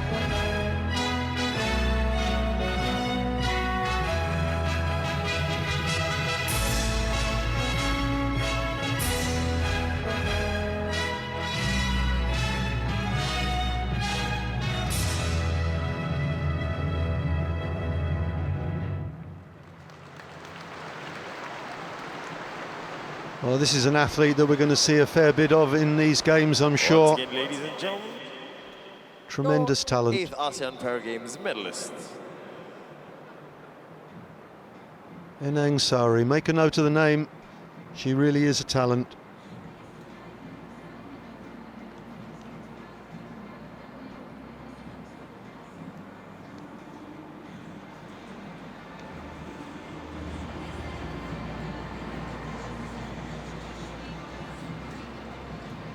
Well, we have another victory ceremony to watch shortly, and that's the men in the T53 class for 100 metres. That extremely exciting event we saw earlier, where Peo Pongsakorn came through from a dreadful start to win comfortably.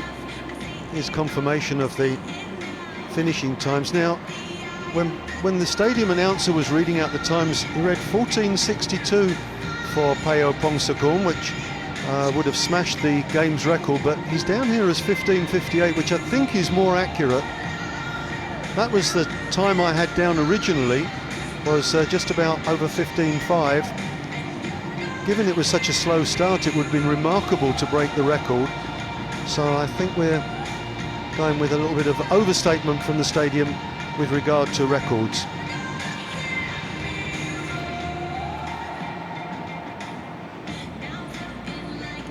Katy Perry getting an airing in the background. It's nice to hear the crowd roaring as well. I think everyone who's come down to the stadium's had a really good time. If you're in Singapore, tomorrow we've got 2 full sessions, morning and afternoon. Plenty of entertainment. It's a great morning or afternoon out, or make a full day of it.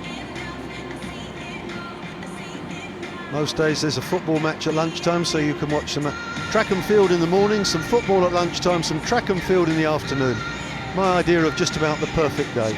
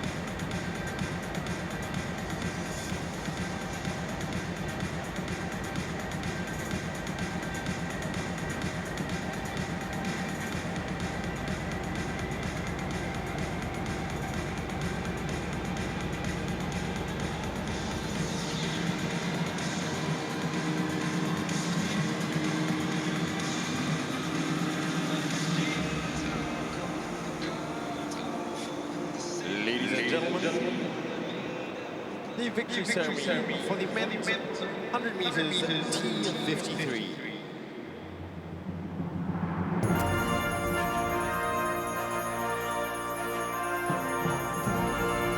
Please welcome your medalists.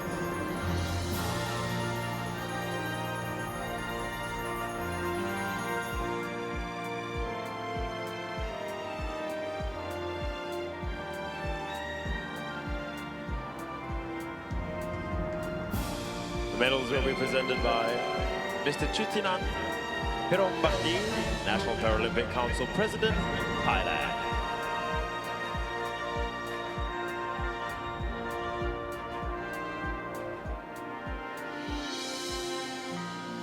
Bronze medalist, representing Thailand, Topa Intasen.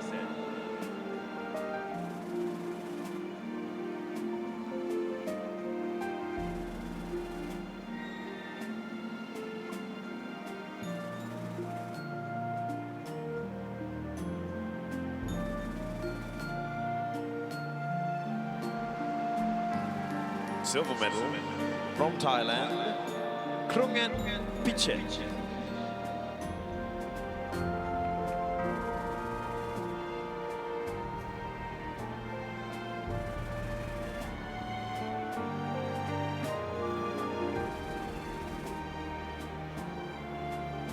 Gold medalist and 8th ASEAN Para Games champion from Thailand, Peo Pongsakorn.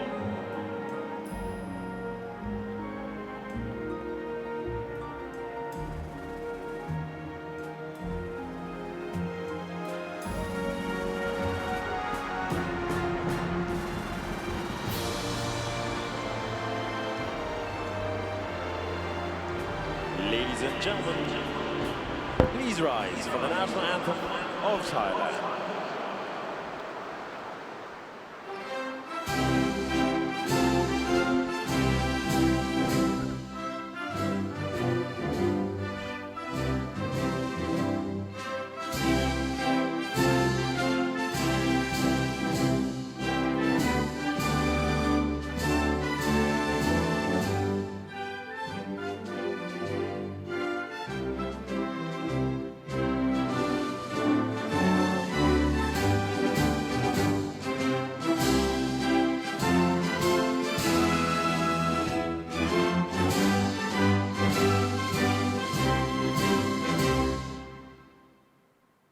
Once again, ladies and gentlemen, give it up for your medalists.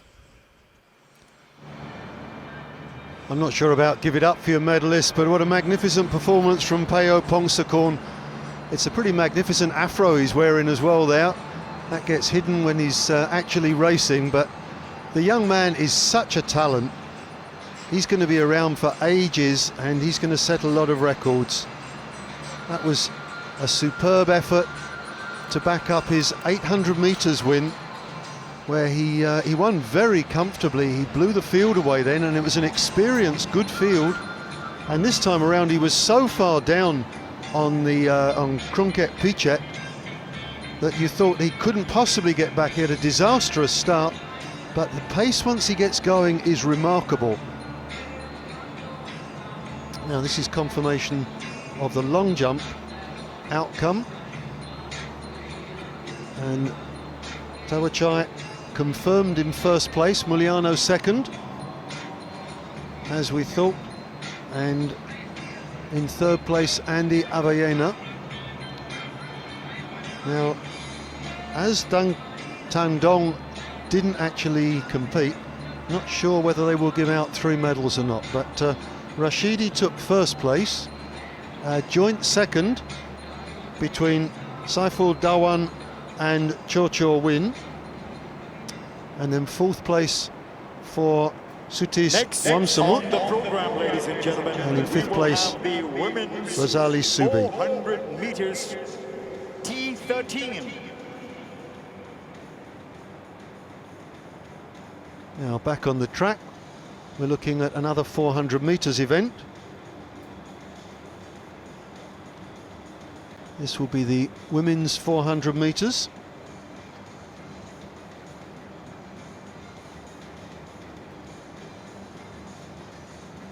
Confirmation in the javelin.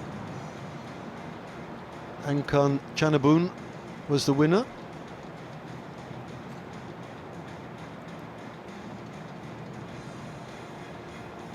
Second place Priano. Priano, who took the silver in the shot earlier, and Angkan Chanabun, who took fourth place in the shot. So we've got the T13 final, 400 metres for women.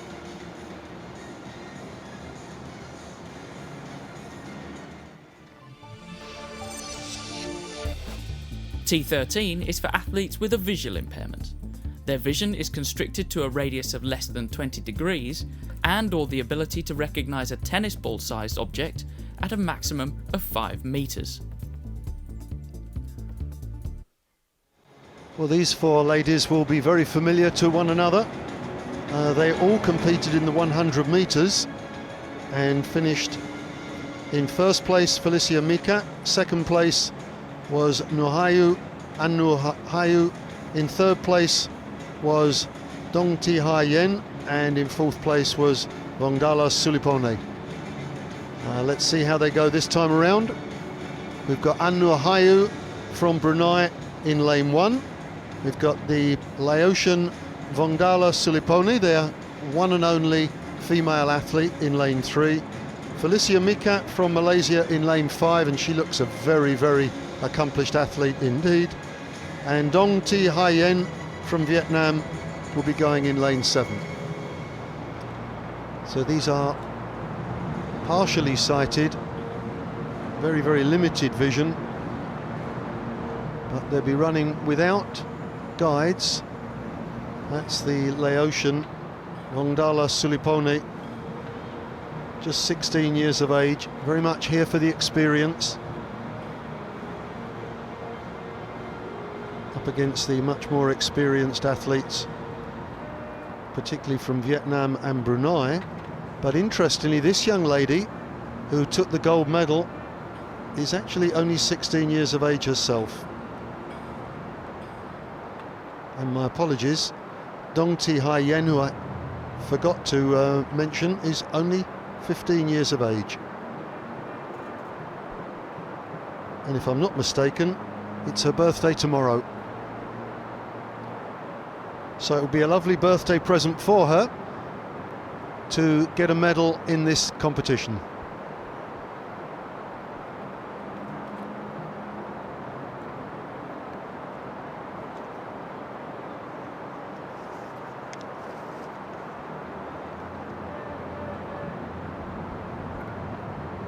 So the times that they ran in their 100 metres, Felicia Mikat ran 14.74, An Nur Hayu from Brunei ran 15.78, so a whole second behind. This young lady, Dong Thi Hai Yen, ran a creditable 15.86, and Vongdala Sulipone from Laos 16.62.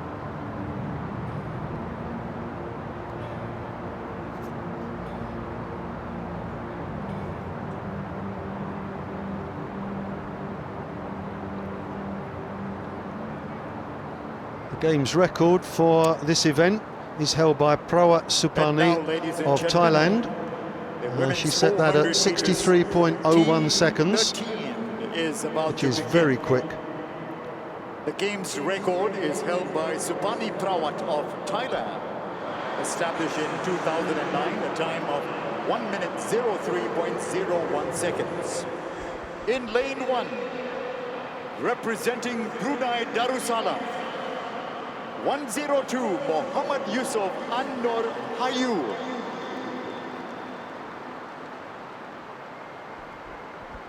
In lane 3, number 181, from Laos, Vongdala Sulipone.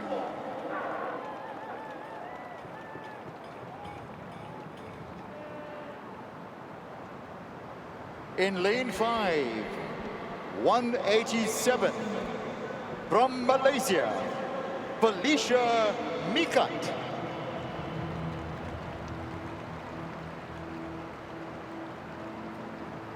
And completing the field in lane 7, number 333, from Vietnam, Dong Thi Hai Yen.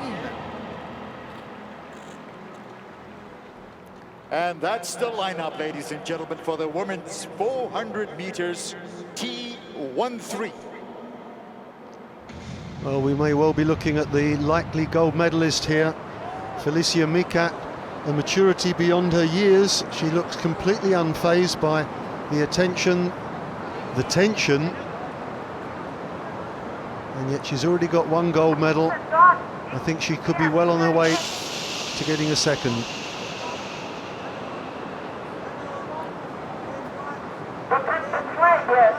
Although they don't have guides running with them, they still run 2 lanes apart, because obviously there can be some problems with them wandering from their lanes. Provided they don't go inside on the curve, then there's no punishment if they do wander out of their lane, unless they obstruct one of the other competitors. So keeping them 2 lanes apart makes that pretty unlikely. Rongdala Suliponi from Laos.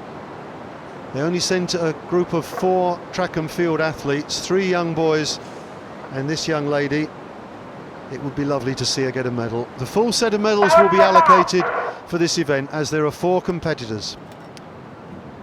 Annur Hayu in lane 1, Rongdala Suliponi in lane 3, Felicia Mikat in lane 5 and Dong Thi Hayen from Vietnam in lane 7.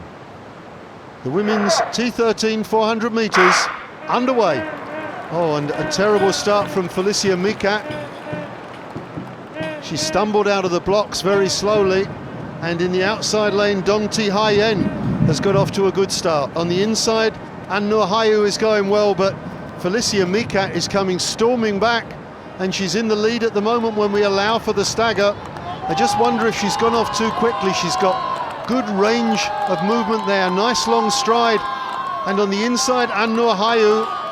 The other 2 runners are running in glue, and it looks like Felicia Mikat is on her way to her 2nd gold medal. She's coming off the bend into the final straight. Obviously she can't take a look around, she wouldn't be able to see where everyone else is, but if she could, she'd find she's miles ahead of everyone else. She's got 100 metres to go.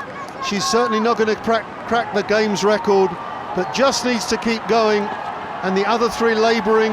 Annur Hayu is slowing up, and Felicia Mikat has worked so hard in the earlier part of the race. She's exhausted now, but she's coming home, comfortable winner in just over 70 seconds. And the winner, ladies and gentlemen, of this race, Felicia 2nd place, Mikat Dong from Malaysia. Thi Hayen, and in 3rd place it is a medal for Rongdala Suliponi from Laos, and Annur Hayu took out too much of herself in the early stages and she finishes 4th.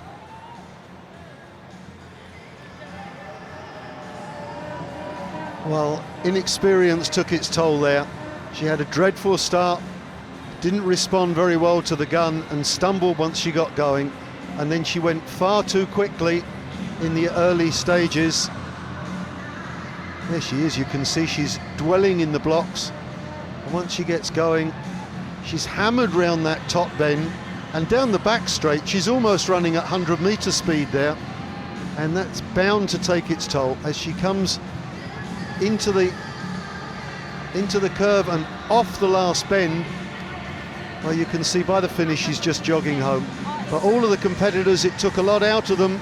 It's a good silver for Dong Thi Hayen, another youngster. So gold to Malaysia again, silver to Vietnam, and a bronze to Laos.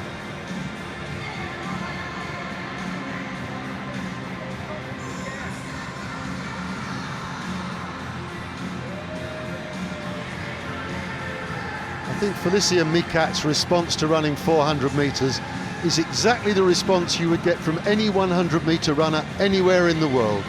What, all the way around the track? You've got to be kidding me. Of course, Usain Bolt, there are many people who feel that if Usain Bolt would go up to 400 metres that he could maybe set a world record that might never be matched, but no 100 metre runner wants to run all the way around the track. 100, 200, yes, even 300s in training, yes. 400 metres, forget it. And I think Felicia Mikat there is expressing the attitude of every 100 metre runner. Why did I do that? But she's got the gold medal, and we have the men's 400 metres T52 final to come up next.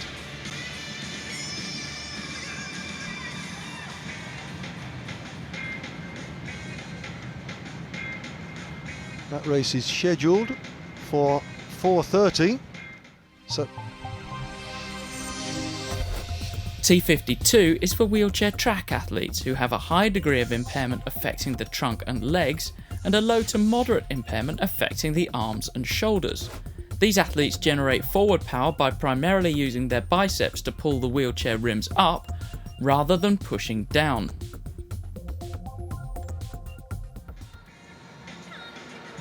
Well, once again we've brought you the details, and it makes this the hardest event for the wheelchair athletes by a long way. Pulling the wheels up just using the biceps, much harder than using the shoulders, and of course even more so when you can use the body. So Rungsri Prut from Thailand is in lane 3. Kuratanasiri Pichaya from Thailand in lane 4. From the Philippines, Pete Magliwan, and from Vietnam, Dao Xuan Ho. Just 4 competitors, so it means that all 3 medals will be awarded for this. The -1 rule doesn't come in. This event due to go at 4:30. The field events, as far as I can see, have all finished now. All of those results sorted out. The excellent long jump competition. We also had shot put for the ladies and javelin for the men. So we've got 6 field events have taken place, and of course we need victory ceremonies for all of those. And this next race on the track, the 800 meters for T52, is the penultimate event of the day. That will be followed by the 800 meters T46 category. Ladies and gentlemen. And then after that we were scheduled for heats for the T11, 12, 800 meters. But that goes straight to a final on Monday now. And so those heats have been scrapped. Waving to the camera. Hey guys, how's it going? Well, start them young, that's the way. Never too young to get a taste for sport. Okay, Mum, your Oh, turn. we got some cross-causeway love going on over there. Great to see.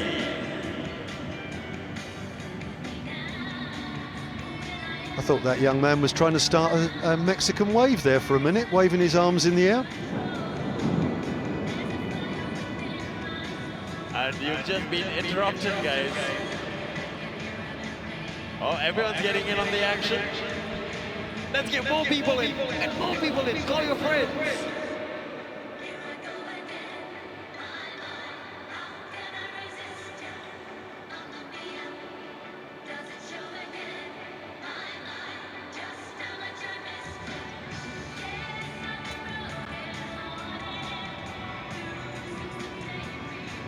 Hello, guys. Are those all your kids, sir and ma'am?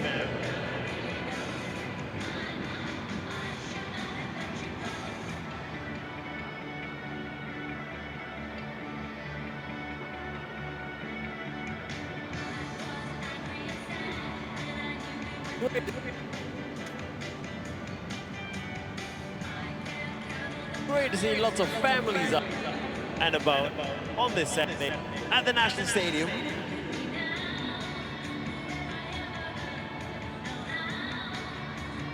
Everyone getting in on a bit of the waving action.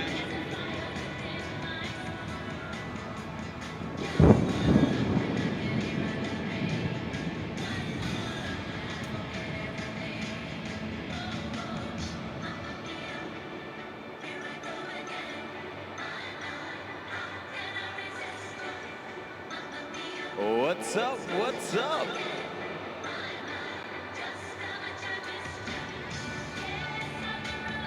Sir, you're supposed to wave, not take a picture.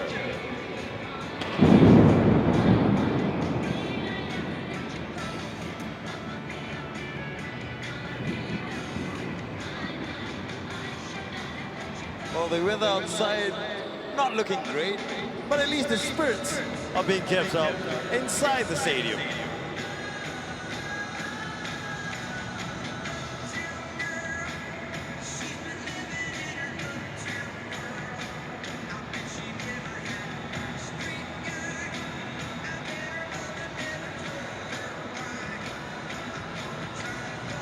That's some pretty epic waving, guys. I am very appreciative of that.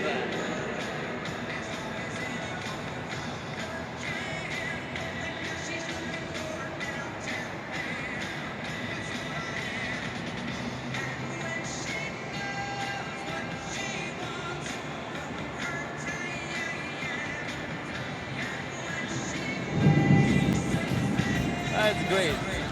All in unison. Look, It looks like they've practiced those moves.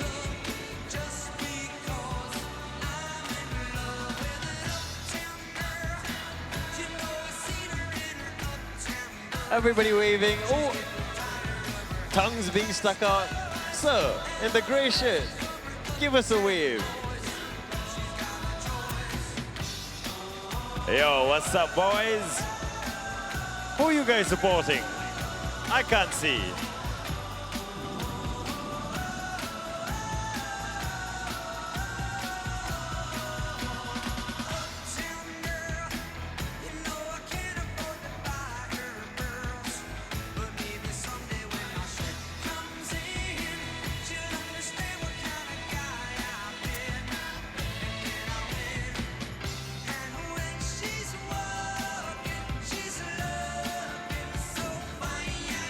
That's great to see. That's superb support. Good job with the mufflers, boys.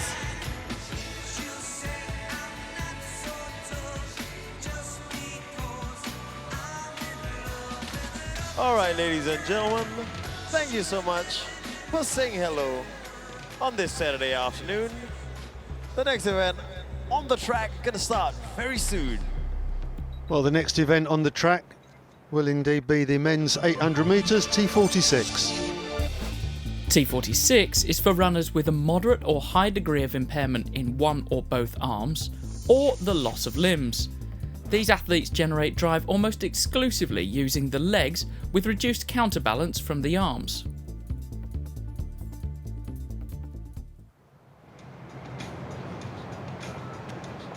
Well, here's the starting lineup.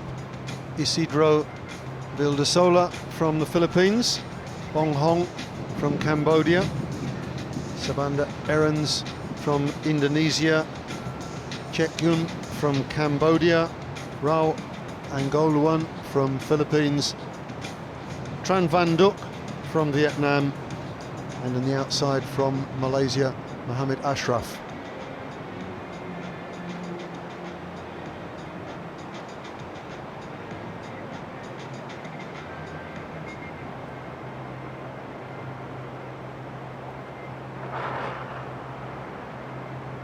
So we're looking at 800 metres here, which means that they will run in lanes for the first 100 metres and then cut in. Nowadays, of course, at the very top level, they run the first 300 metres in lanes, but in this event, I'm pretty sure that we're still going with just the 100 metres, the first curve in lanes, and then can cut in, and then it's man to man. Ladies Very and gentlemen, different style of running to running in your own here lane. are the athletes for the men's 400 meters.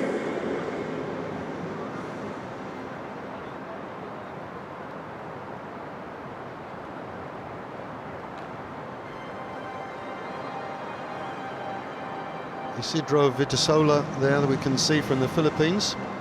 Ladies and gentlemen, older athletes, the 39 start years of list age. for the men's 800 meters for T46.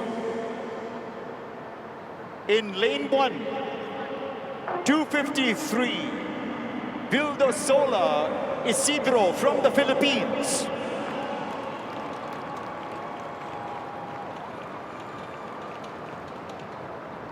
In lane 3, 173 from Indonesia, Sabanda Erens.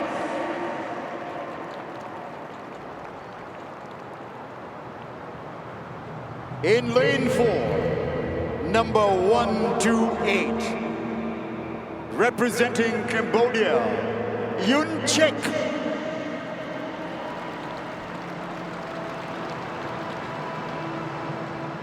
In lane 5, number 251 from the Philippines, Raul Angoluan.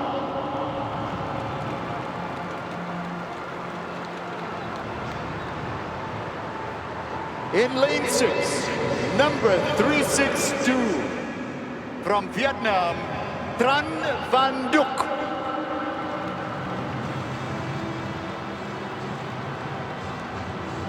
And in lane 7, number 226 from Malaysia, Mohammed Hisham Mohammad Ashraf.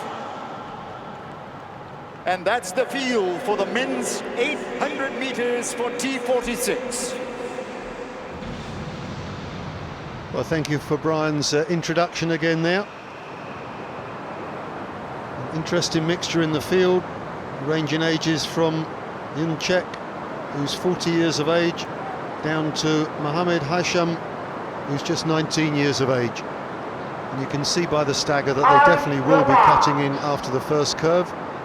Not too much of a stagger. Lane 2, Bong Hong from Cambodia has scratched, so we're down to just 6 competitors. And off they go. Probably looking at a time around something like 2:08, something like that would be the likely winning time. Obviously you don't want to expend too much energy early on, it's a question of rhythm, and at the moment Tran Van Duc, the Vietnamese, running from lane 6, is going very nicely indeed. And the field is really stretched out right from the outset. Tran Van Duc trying to follow in the footsteps of Don Chong Man, who is the game's record holder, Vietnamese, 2:05.64. Got a nice easy stride. So difficult with only one arm to balance though. Probably the most comfortable looking runner in the field, that's for sure. Mohammad Hisham going well as well. And they are closing up behind. Going to go through the bell in about 62. Oh, there it is, the 62-second mark. It's quick for the first lap. Probably run about 66 of the second lap, so we're looking at somewhere around 2:08. It looks to be a two-man race. Number 226, Mohammad Hisham, just tracking him all the way, just in front of him. Tran Van Duc. It's been these two all the way. Gold and silver between these two. Mohammad Hisham, as he kept a little bit in the tank, doesn't want to go too early. As he comes off the last bend would be the time to go, but he's going early, and Tran Van Duc doesn't have enough to respond, and the young man Mohammad Hisham is opening a little bit of a gap, and he's just stretching his legs a little bit there. Mohammad Hisham of Malaysia, they're having such a good day, he's grimacing, he's finding it hard, but Tran Van Duc's got nothing to respond. It's Mohammad Hisham striding away down the home straight, he's struggling, his arms flailing a little now, but nobody's going to catch him. Mohammad Hisham comes home for the gold, Tran Van Duc for silver, and it's a quick time, 2:03.66. Followed by the Vietnamese Tran Van Duc. Well, that's a tremendous run, and I think that's a new games record. 2:03.66. What a good run for Mohammad Hisham Mohammad Ashraf to give him his full title. A great run. A new games record. And Brian Richmond confirming that's a new games record. I think he's locked a couple of seconds off the record. 36.6.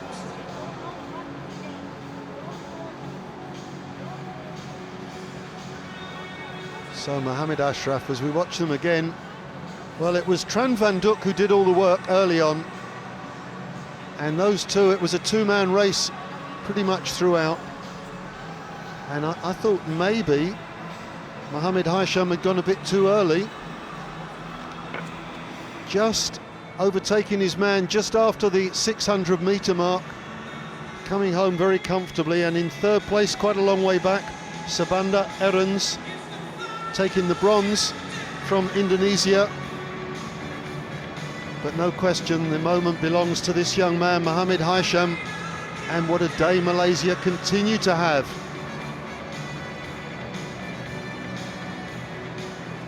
If I'm not mistaken, that's their 11th gold medal in total on the track, which I think puts them just in the lead. Well, we just saw the games record for the men's 800 meters for T46 rewritten. A brand new time of 2 minutes, 03.66 seconds. What's truly remarkable there is that he actually ran the second lap slightly quicker than he ran the first lap. Very unusual for 800-metre runners. He was obviously very comfortable going through, went through in about 63 seconds for the first lap, and then managed to chop to about 60 seconds flat for the second lap. tremendous performance from a fine young athlete. T52 is for wheelchair track athletes who have a high degree of impairment affecting the trunk and legs and a low to moderate impairment affecting the arms and shoulders. These athletes generate forward power by primarily using their biceps to pull the wheelchair rims up rather than pushing down. Well, if that sounds a little bit familiar, we did show you that earlier. For some reason, these two events have been reversed. It was supposed to be the 400 metres, then the 800, but they decided to go with the 800, then the 400. So once again, we've got, these are the four competitors. Although it looks like PRTH, I've got down in various places, it's Peth Rungsri from Thailand in lane 3, and Pichaya Kuratanisiri from Thailand in lane 4. And I understand that the Philippine athlete likes to be called Gerald Pete. I'm quite happy to do that. He's in lane 5, and Dao Xuan Ho from Vietnam goes in lane 6. Well, here they are warming up. Now this 400 metres, don't forget these guys have very, very limited use of the arms and virtually no use of the shoulders whatsoever.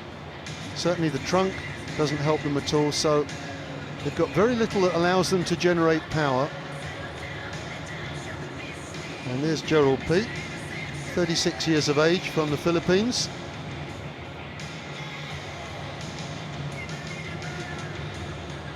.318.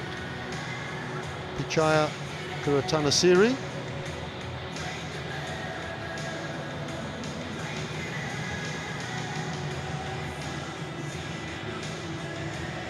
And that's Peth Rungsri, also from Thailand, 33 years of age. Tend to be very laid-back characters, good personalities.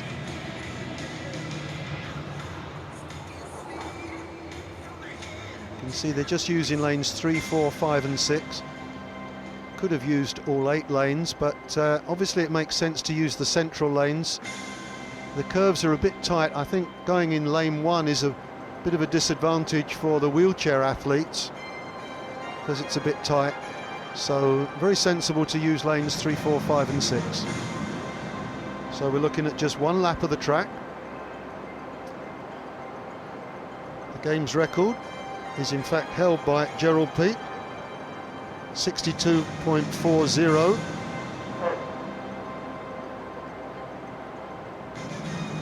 Set that in KL back in 2008. This was the race that was to have been held just a little while ago, but it's held back because it's really going to be an exciting race featuring 4 of the finest athletes the Games has produced, ladies and gentlemen.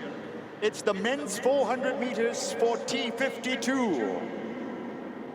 And here are the athletes. In lane 3, representing Thailand, competitor number 319. He is the 2006 world champion. Ladies and gentlemen, Peth Rungsri.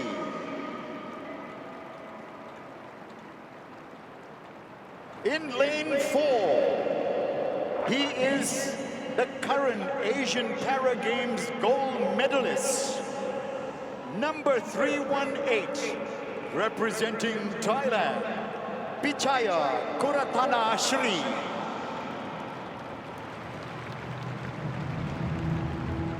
In lane 5, he is the Games record holder of a time of 1 minute 2.40 seconds.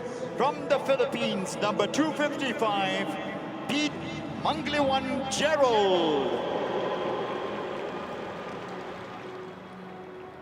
And in lane 6, ladies and gentlemen, the pride of Vietnam, number 363, Dao Xuan Ho.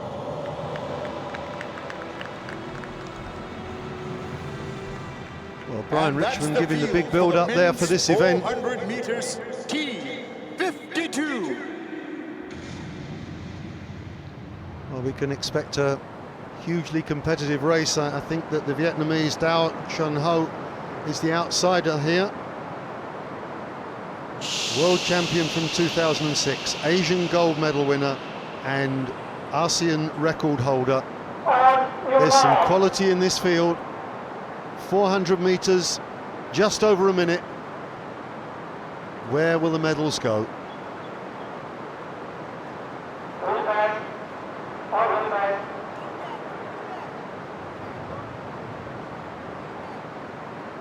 Once again, we see the competitors having to be pulled back. This is the last track event of the day, and perhaps the organisers hoping to finish with a bang, although that last race was a tremendous race as well. Well, in fact, they've all been very good. It's been a great day of track and field. Let's hope we finish on a high. Pethrungsri in lane 3. Pichaya Kuratanasiri in lane 4. Gerald Peat, lane 5. Dao Xuan Ho in lane 6. T52 men's 400 metres wheelchair final. And off, and oh no, disaster. The Vietnamese didn't hear the gun, and so he's certainly going to finish 4th. Now, at the moment, Gerald Peat's gone off quite well. Pichaya Kuratanasiri making up some ground on the Filipino. And it's already down to a 3-horse race. This is all done in lanes. You can see that front wheel lifting. Such is the pace that the front wheel lifts. And of course they lose forward momentum there. And I have to say, Pichaya Kuratanasiri looking in good shape. Gerald Peat going well, but I think he's slightly being pulled back on the stagger. What happens when the stagger unwinds here? I think Gerald Peat's just narrowly keeping his lead. So it's a 2-man race now. Gerald Peat slightly in the lead. Kuratanasiri is coming alongside him. Kuratanasiri the tie. Gerald Peat the Filipino. It's head to head. It's wheel for wheel. And is it going to be the Philippines? Is it going to be Thailand? And it's Kuratanasiri who takes it just on the line ahead of Gerald Peat. We were expecting a good final. What a finish. And Kuratanasiri just getting through on the line, and that looks to be a new games record.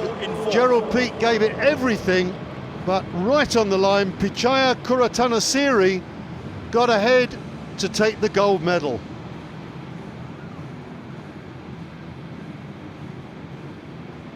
Well, that's such a shame. We can see Dao Xuan Ho didn't hear the gun. He's left behind at the start.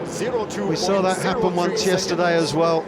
Nothing you can do about it. It's one of those things that happens. Pethrungsri, obviously a little bit past his prime. At this stage, you had to think Gerald Peat was still going to hold on. He's going so well. Big, powerful man. But the Thai, Pichaya Kuratanasiri, wouldn't be shaken off. And here he is, and he's just taken it on the line. No need for a photo finish there. His fist is raised, the Thai knows he's won it, and what a race. Well, of course, competitive athletes love nothing more than that. Everybody wants to win, but when you just about get up to win on the line, that's the most satisfying victory of all. So gold and bronze for Thailand, silver for the Philippines, and a fitting end to a wonderful day's entertainment.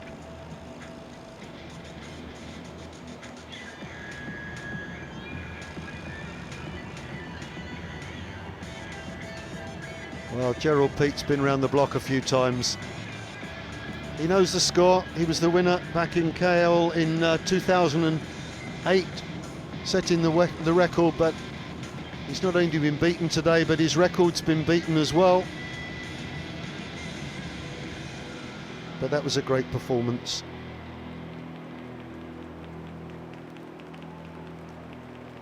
Pichaya Kuratanasiri accepting the plaudits from the crowd, and that's very appropriate. What a great way to finish off a Super Day's entertainment.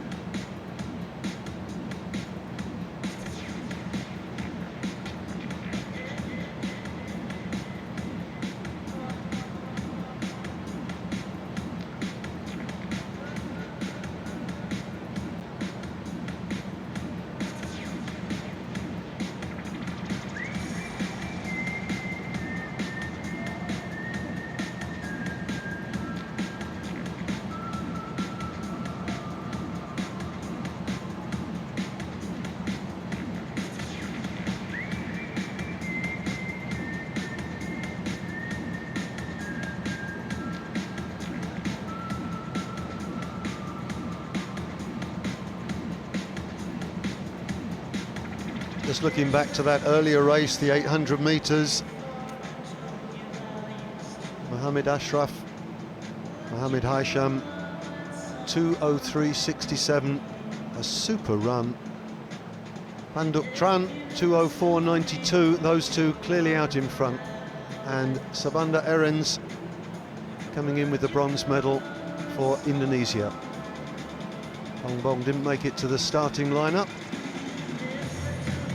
But a great race between those two.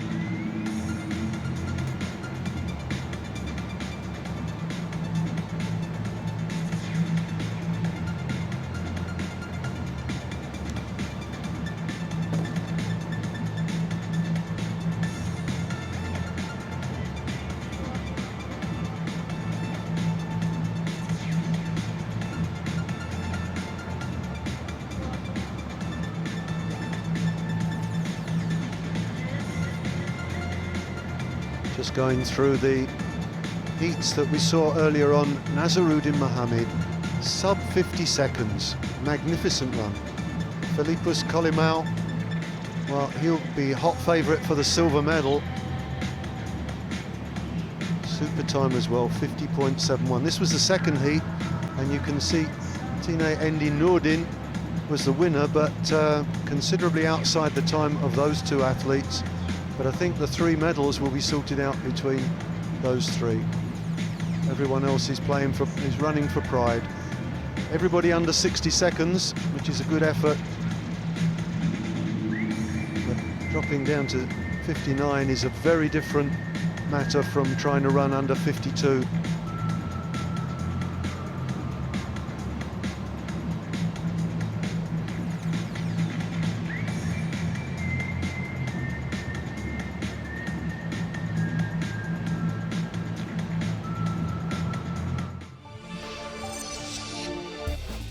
T12 is for athletes with a visual impairment. Their vision is constricted to a radius of less than 5 degrees and or the ability to recognise a moving object at a distance of 1 metre.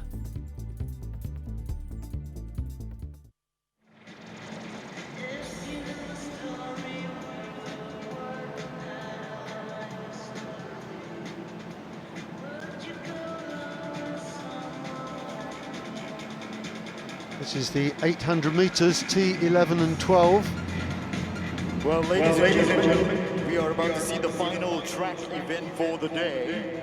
This is the men's 800 meters for T11, T12.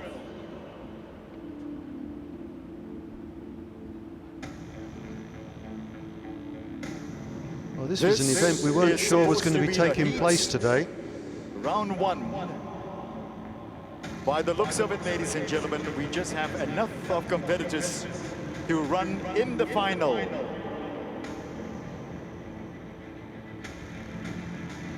this was the event that we just watched, the T52 400 metres final, and look how close that was, 0.02 seconds, but sure enough, Kuratana Siri managed to get up to take the gold from Gerald Peat, and Perth Rung Street taking the bronze.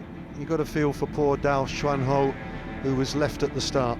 On the scoreboard, ladies and gentlemen, you see the lineup for the men's 800 meters for T11 and T12, where guides are required.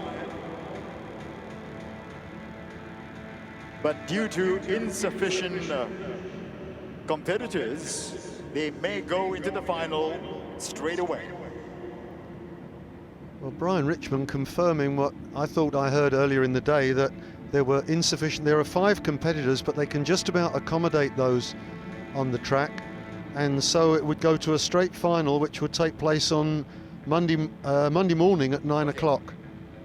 So it looks as if those competitors may have come out for no good reason. Received the results of the men's 400 meters T52 final. There was a photo finish between the Thai, Kuratana Shri, and the Filipino, Pete Gerald. After much discussion with the officials, they have found that the winner is the Thai Kuratana Shri Pichaya in a time of 1 minute 01.95 seconds. Second is Pete Manglawan Gerald of the Philippines, returning a time of 1 minute 01.97. And third is Peth Rongshri of Thailand with a time of 1 minute 07.93.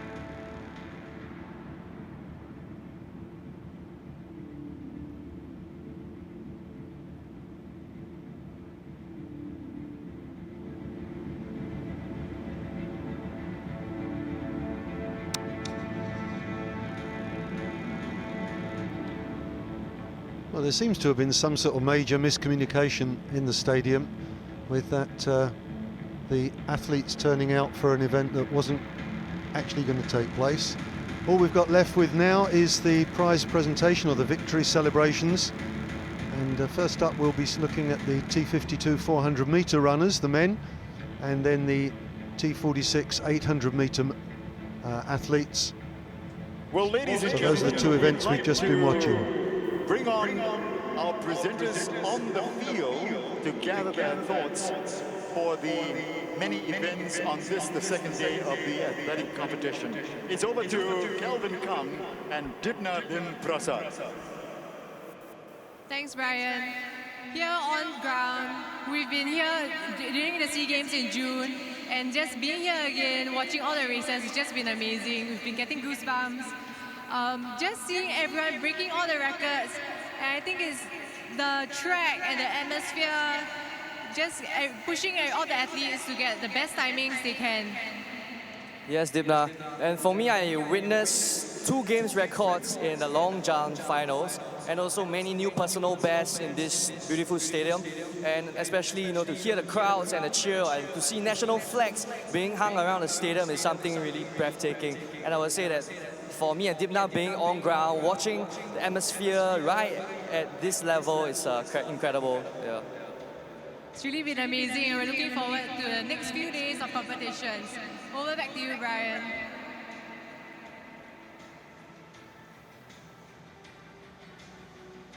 Well, thank you very much, Dibna and Kelvin. Stay with us, ladies and gentlemen, because we have got the victory ceremonies coming up for the events that happened this afternoon.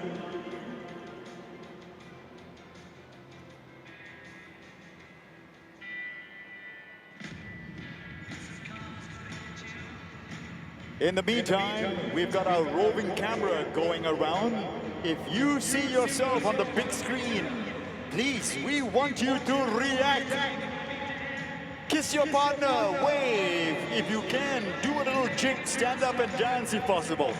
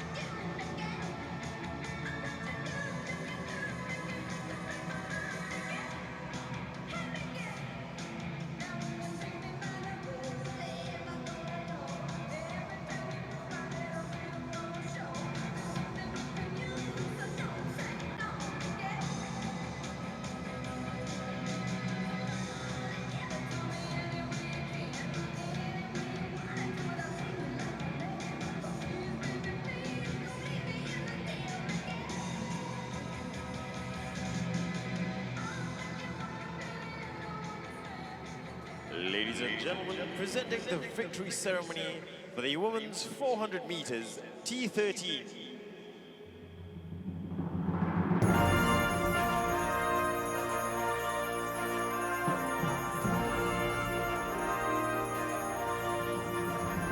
Please welcome your medalists.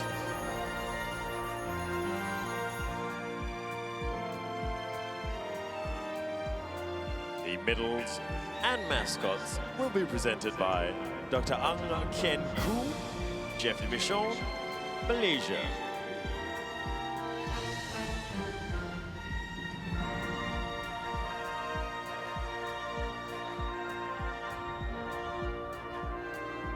Youngster not getting the protocol quite right there. Vongdala Suliponi from Laos. Bronze medalist from Laos, Solipon Vongdala.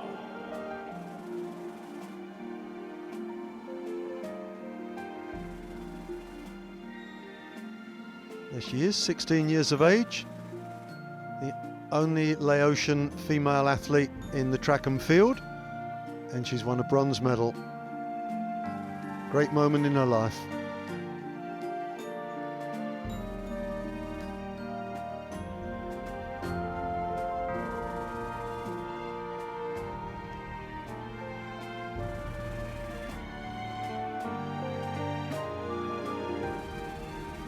Winning the silver medal from Vietnam, Dong Thi Hai Yen.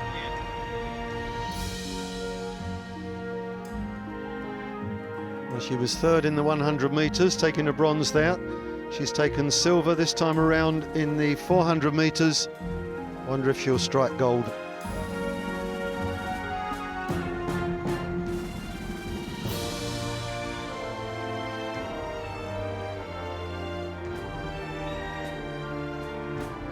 Gold medalist and ASEAN Para Games champion from Malaysia, Felicia Maikat.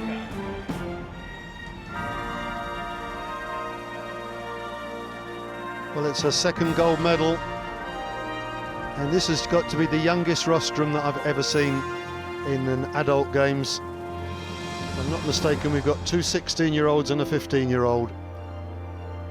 This is the future of Para Games in ASEAN. Ladies and gentlemen, please rise for the national anthem of Malaysia.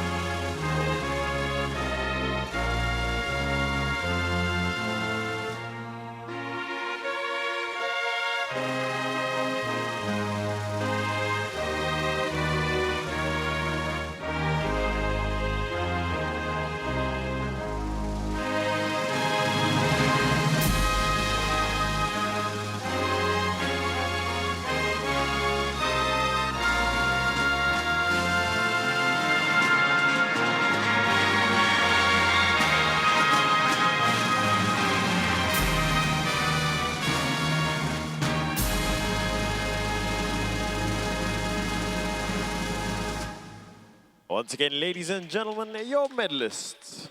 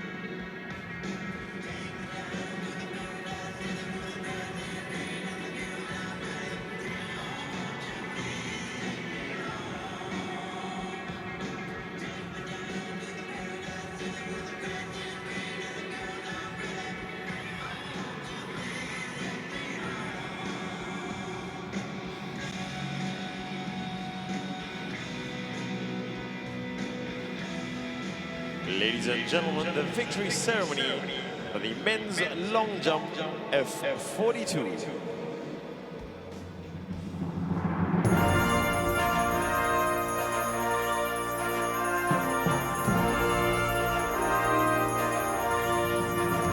Please welcome your medal winners.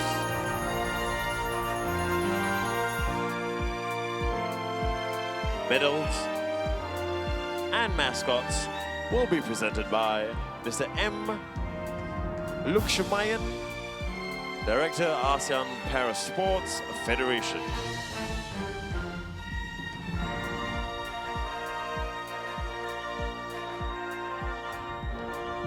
Bronze medalist from the Philippines, Andy Avellana.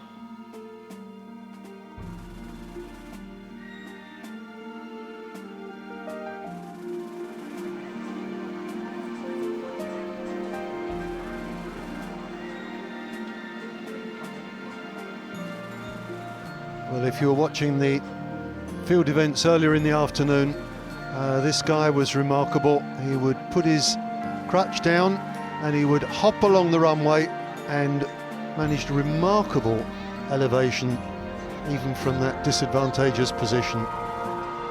And he got a bronze medal for his efforts, and we're all delighted to see that. There were 4 competitors listed for this competition, and so the -1 rule doesn't apply. And Andy Avellana, winner of a bronze medal.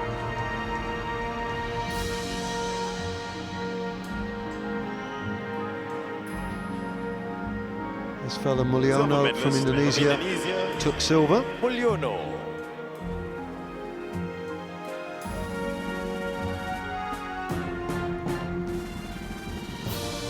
It was a tremendous competition all through the afternoon. Mulyono very consistent, but just couldn't quite get the gold medal winning performance. Had to settle for the silver, but it was a fine effort on his part.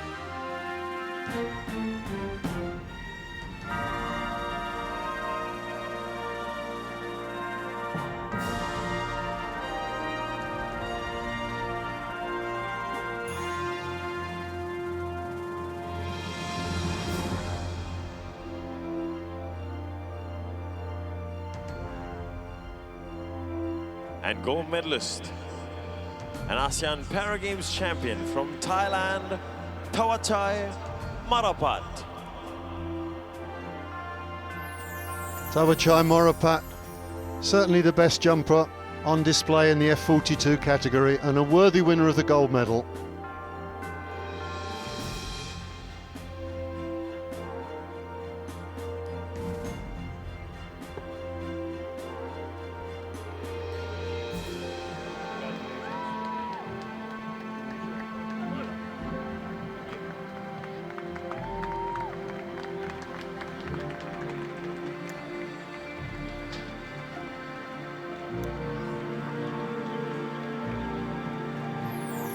Well, joy for Thailand,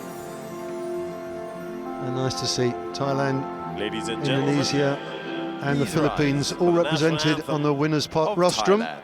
And we'll listen to the Thai national anthem again.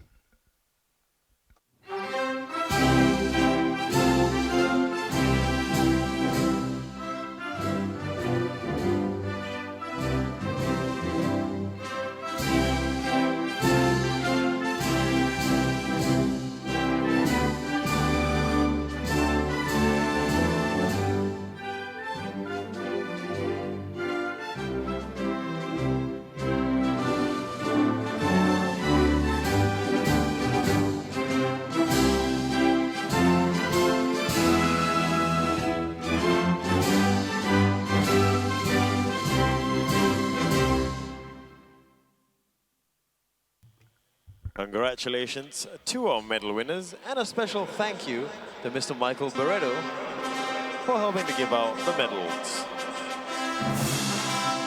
Marapat Tawachai, winner of the gold medal with a leap of 5 meters 12 centimeters, which he did in the 5th round. And this was that jump, his 5th round jump.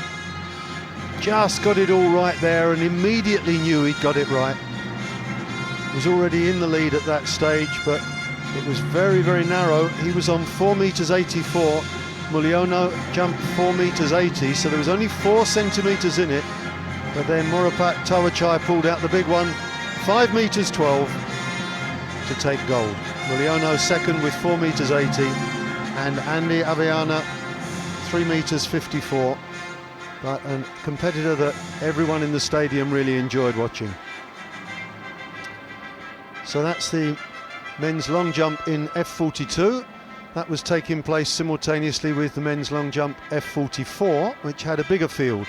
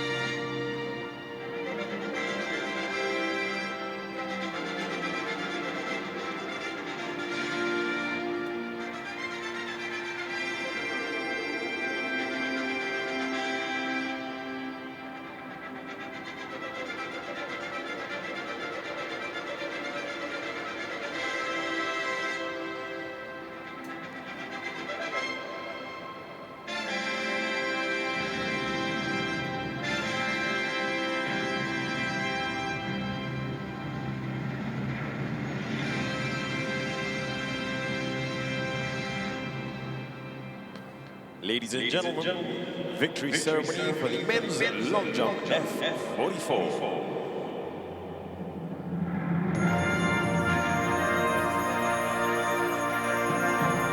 Well, here come the athletes to collect their medals for the F44 long jump. And what a good competition this was. And a remarkable outcome. There was never really much doubt about who was going to be presented by Mr. win Michael it. Barreto, Rashidi from Indonesia ASEAN Parasports was Federation, comfortably in the lead throughout. But we had huge drama in the minor positions. Bronze medal representing Myanmar, Cho Win.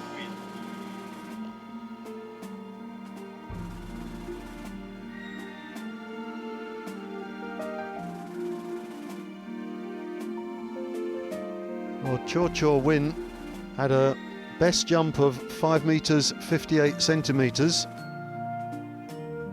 which was exactly the same as Saiful Dawang from Malaysia, and so it went on to count back, and their second best jumps count, and Cho Win's second best jump was only 5:48. Saiful Dawang's was 5:52. So the champion that we saw early on from Malaysia, from the 400 meters had to settle for the bronze.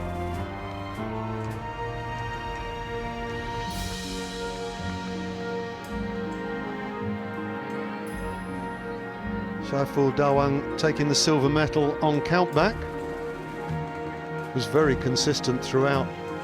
5:58, 5:52, 5:51, 5:48, and he dropped to 5:26 for one of his jumps. Your win just got steadily better. 4 medalists and 8th ASEAN Para Games champion from Indonesia, Rashidi. Now Rashidi with a jump of 5 meters 83. All 4 of his jumps were longer than either of the other 2 competitors. So a very worthy winner indeed. He jumped 561, 567, 576, then his biggest jump 583, then had a no jump and declined to take his final jump. So Rashidi, winner of the gold medal.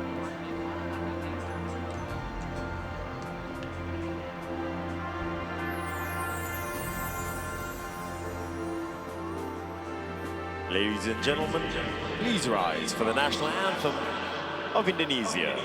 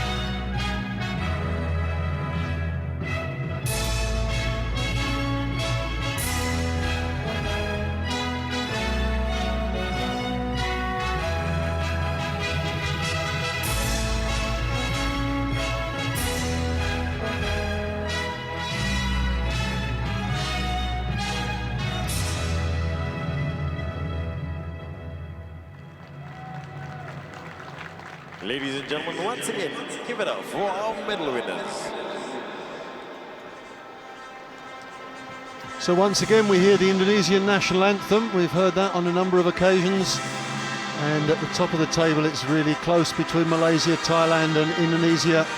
Those 3 countries pulling away in the standings for track and field from the rest. Vietnam coming up in 4th place, and in the minor placings going to Myanmar and Brunei.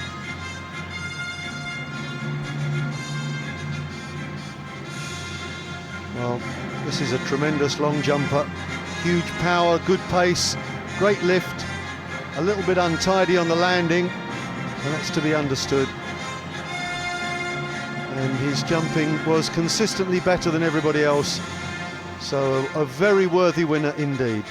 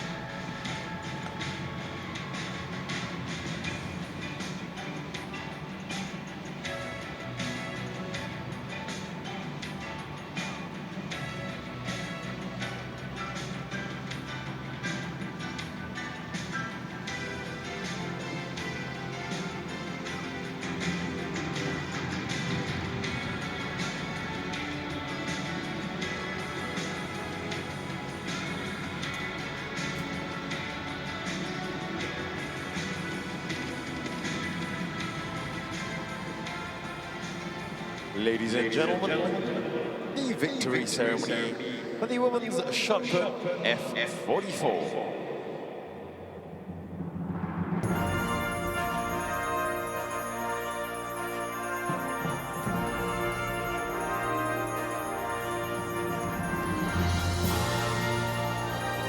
Please welcome your medalists.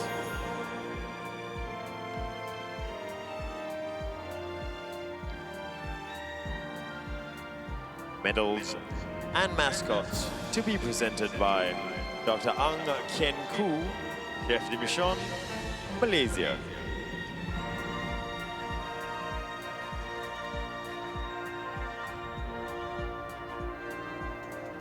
Bronze medalist from Myanmar, Sain Fort.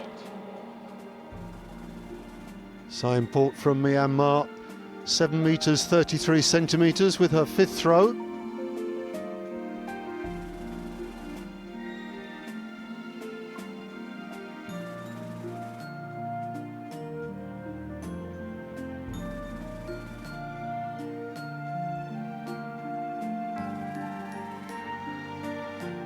Silver medalist representing Thailand, Wana Ladi.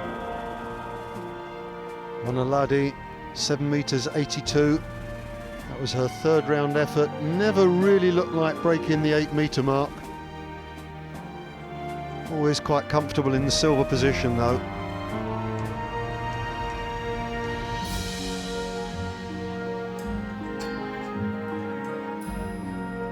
Gold medalist and 8th ASEAN Paragames champion from Malaysia, Doria Paulus. Well, Doria Paulus, what great technique. 8 meters 90, over a meter further than the Thai Wana Ladi. And you look at her, she's a slim character, she doesn't carry the bulk, but technically outstanding. And technique will carry you a long way, even in shot put. Every one of her puts was over 8 meters. 8 meter 90 was her first put. Never managed quite as good as that, but once again, the Malaysian national anthem.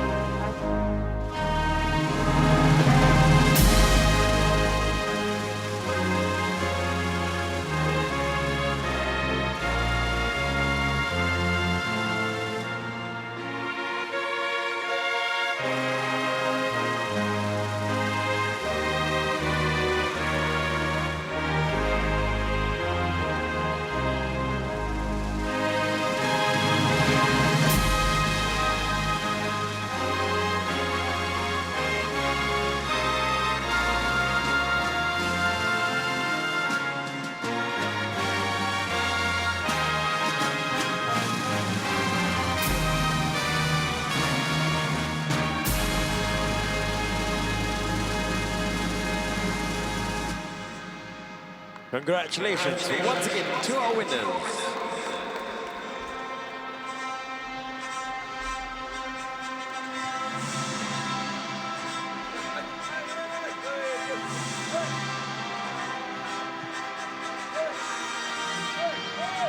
It's a very happy Malaysian contingent once again. They're having a very good games in the track and field, that's for sure. By my reckoning, they're just slightly at the top of the standings now. That's always dictated by the number of gold medals that you've won. Thailand have won overall more medals, but in terms of golds, Malaysia, I think, are slightly in the lead at the moment. And there she is, and she's not got the biggest frame, but she generates a huge amount of energy which she transfers from body into the ball. It's a wonderful effort from her.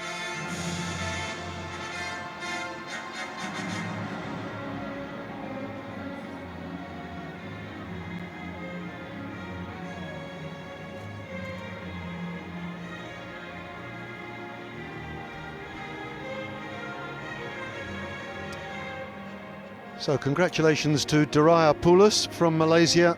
A marvellous effort. All six of her pots over 8 metres. And we will then move on to the second of the shot put competitions, which take place simultaneously. The girls alternating in the circle. This is the F35, 36, 37 category.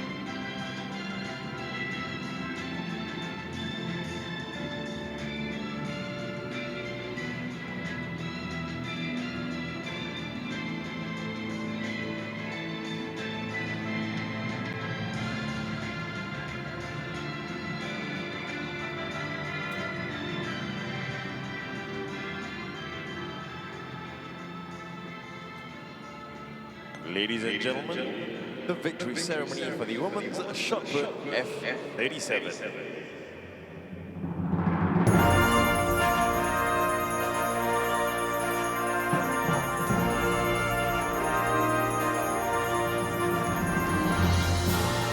Please welcome your medalists. Medals and mascots will be presented by Dr. Ang Kien Koo, Chef de Mission, Malaysia. So this was the women's shot put classification F35, 36, 37. There were only three competitors in this, so the -1 rule operates again. They only allocate the gold and silver medals. There's no bronze medal. So Huyen Thi Mai, who actually gave a good account of herself, the Vietnamese, goes away empty-handed.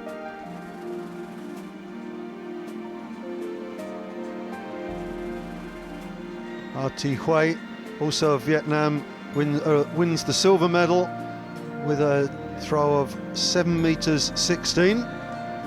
Gold medalist and 8th ASEAN Paragames champion from Malaysia, Shuhada Idris Umi.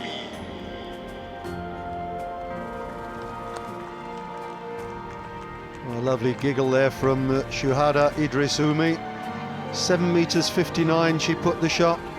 That was her second throw. She had another 7.57 effort, so she was quite comfortably the winner. She won by 43 centimeters. That's a good margin in the shot put. And another gold for Malaysia. Ladies and gentlemen, please rise for the national anthem of Malaysia.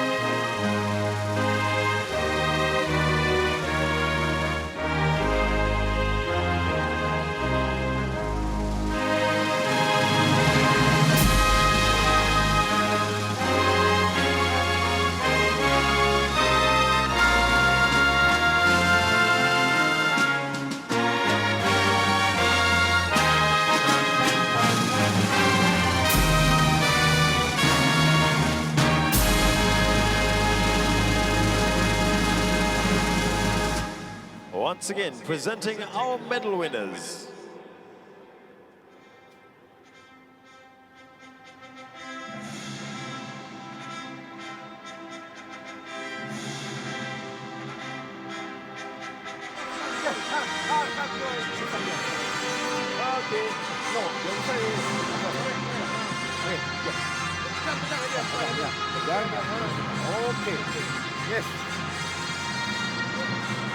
Well, it's nice to see Huyen Thi Mai from Vietnam getting a mention there in third place. Of course, she doesn't actually take the bronze medal. Only 3 competitors, so the -1 rule applies. Gold and silver alone. And here's the winning put. Oh, that's a tremendous effort. Difficult only really using one arm. You need the other arm for balance. So it's a really difficult skill, and she's mastered that beautifully. It's a great effort.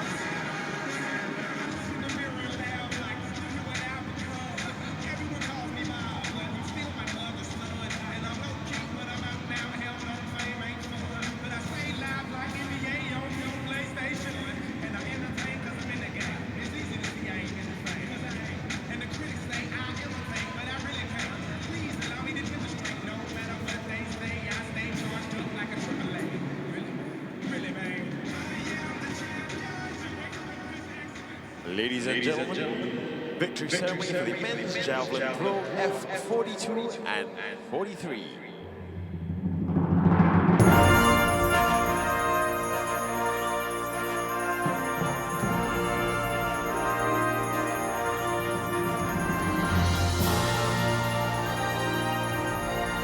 Please welcome your medal winners.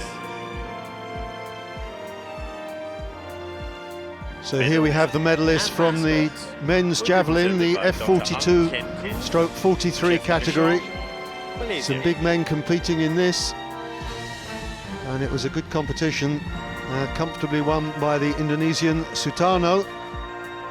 Bronze medalist representing Myanmar, Myo Min Oo.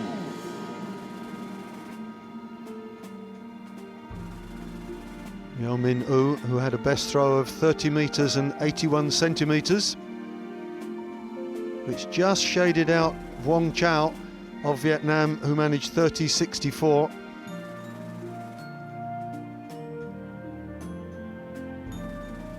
Silver medalist from Myanmar, Nang Wing Tint.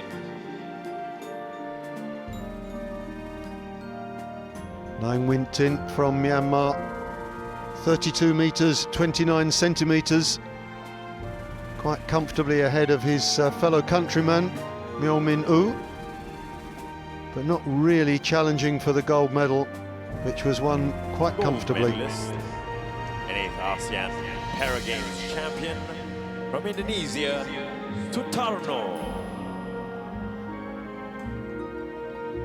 Sutarno with a winning throw of 38 meters 63, but he had several other very good attempts, 37.09 in the first round, and another 4 throws all around the 34 meter mark.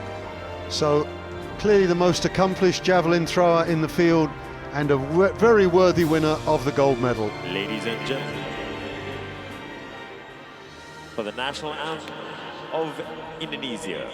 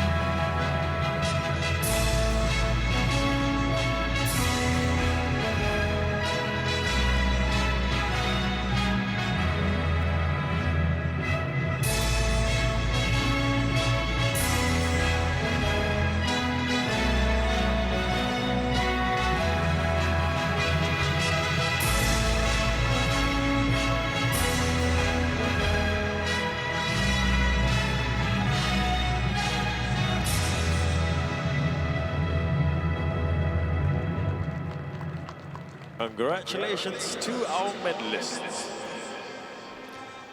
Absolute delight for Sutarno and another gold medal for Indonesia. And they currently stand third in the track and field table, just behind Thailand with 11 golds and Malaysia in first place with 12 golds.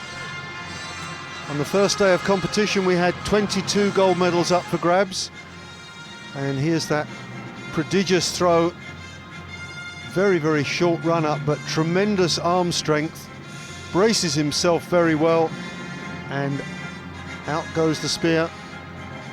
And that was the 38 meters 63 centimeters. You can see the pitch has been readied for more football this evening, which has proved hugely entertaining so far. Goals by the bucketful. I know Roshan's enjoying himself enormously doing the commentary on the football competition, even if Singapore did get beaten quite comfortably by Myanmar. Now this is the F46 category for the javelin, and there were only 2 competitors in this. Chanaborn Angkan from Thailand, and he threw 49 meters and 60, and Priano from Indonesia threw 45.85. That will be the next prize presentation or victory ceremony that we'll be seeing in a moment. The F46 category for men's javelin.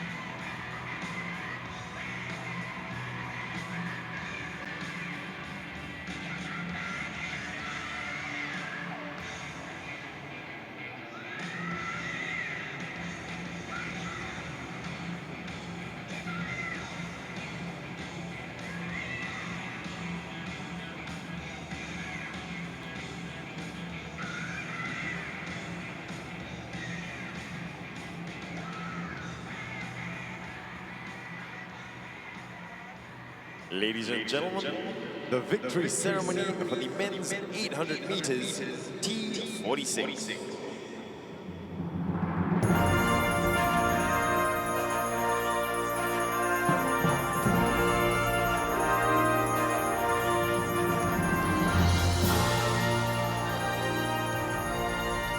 Please welcome your medalists, medals and mascots, to be presented by Dr. Ang Ken Koo, Chef de Mission, Malaysia.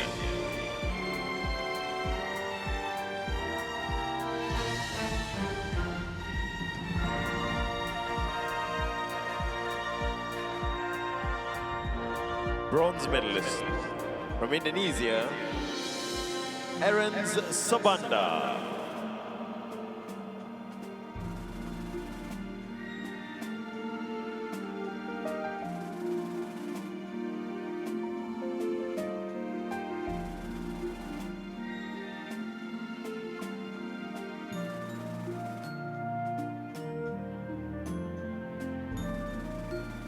Silver medal from Vietnam, Tran Van Duc.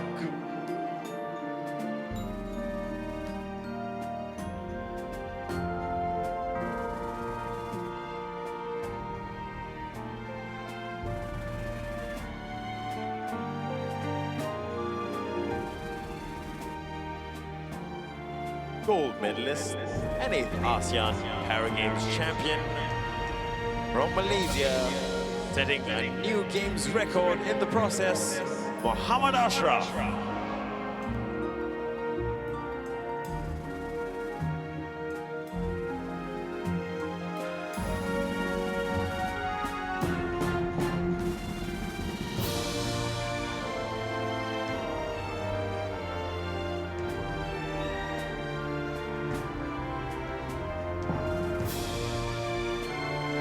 Ladies and gentlemen, please rise for the national anthem of Malaysia.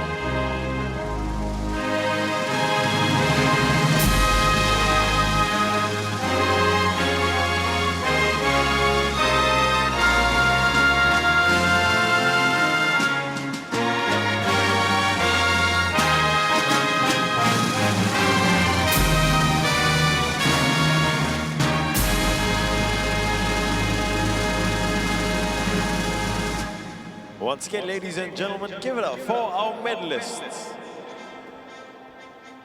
Surely one of the finals of the day, Mohammed Haisham of Malaysia with an extremely quick time. Van Duc Tran from Vietnam took the pace out for 600 metres, but the young Malaysian overtook as he went onto the crown of the bend for the final turn and just never looked back. Very good time, 2 minutes 3.66. And he ran a very even paced race. Second half slightly quicker than the first, and my feeling was that he actually could have gone a bit quicker, and I don't think it'll be long before he's ducking below 2 minutes for 800 metres, and that's very good running at any standard.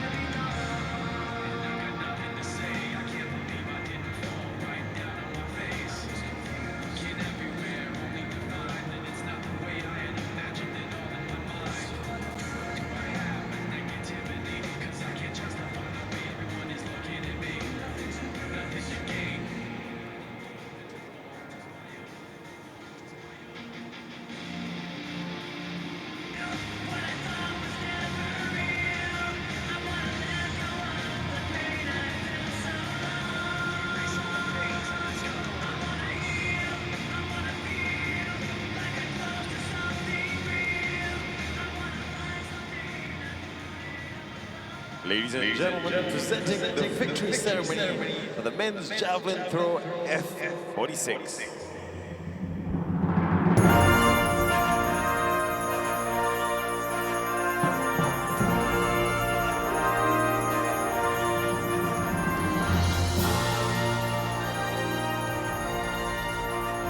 Well, this looks a slightly unusual medal presentation. There's only one medal on there, and that's because there were only two competitors, and Medals the and mascot -1 will be presented by Mr. rule M. applies. Luchmeyer, If there are only two competitors, then only the Director, gold medal is Parasports given. Federation. So the lonely figure of Angkan Gold medal, Chanabun from 8th Thailand. ASEAN Para Games champion from Thailand, Chanabun Angkan. Well, he was certainly a worthy winner of this gold medal. 49 meters 60 he threw. A really good effort.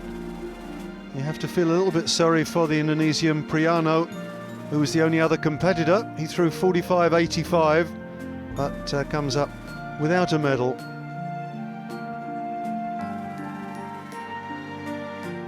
Ladies and gentlemen, please rise for the national anthem of Thailand.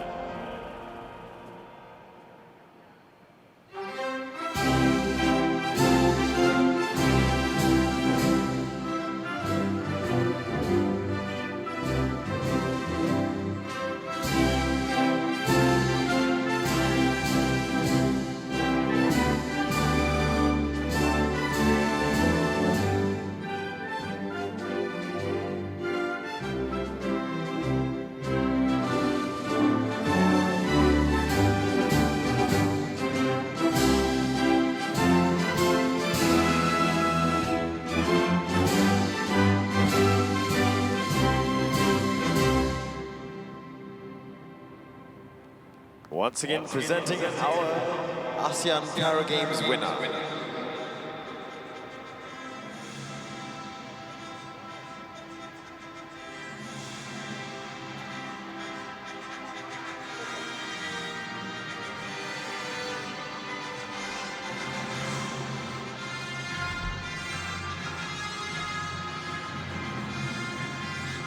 Here we take a look at his winning throw.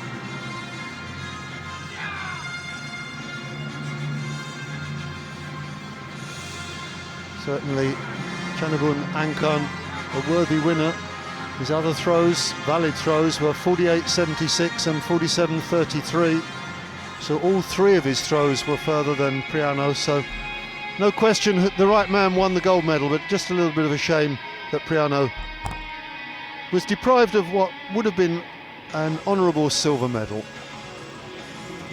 So we're almost finished with the events for today, and we've got a couple of multi-medalists now in our ranks. Here's the men's 400 metres T52 final.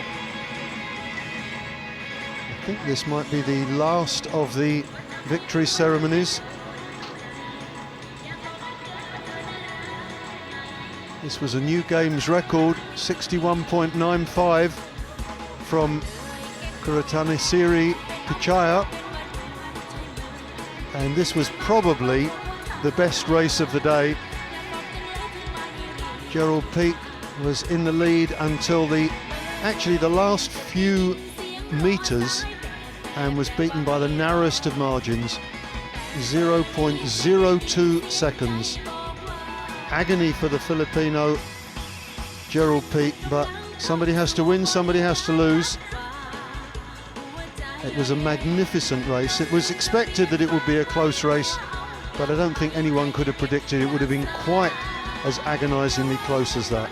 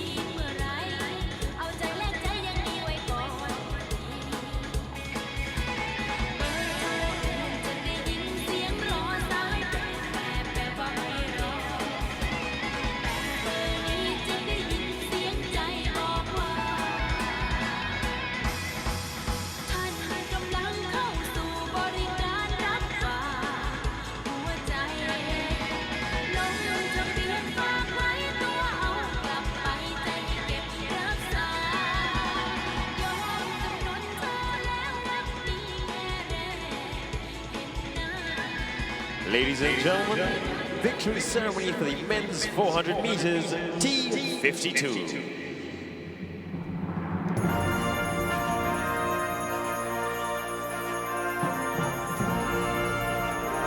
These are, of course, wheelchair athletes.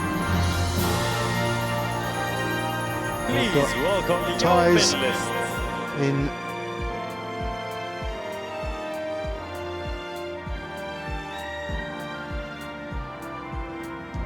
medals and mascots will be presented by Mr. Michael Barreto, member ASEAN Para Sports Federation, Philippines.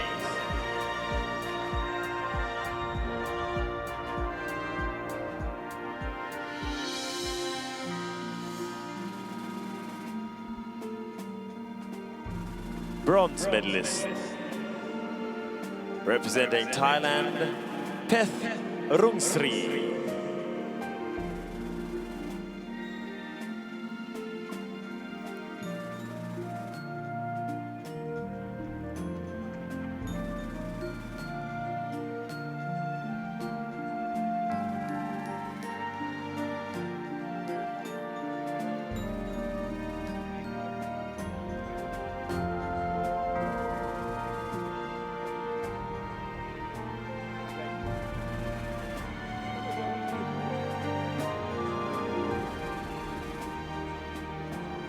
So Peth Rungsri from Thailand taking the bronze medal, feeling that he's perhaps past his prime Silver now. medal from the Philippines, Pete Banglawan Gerald.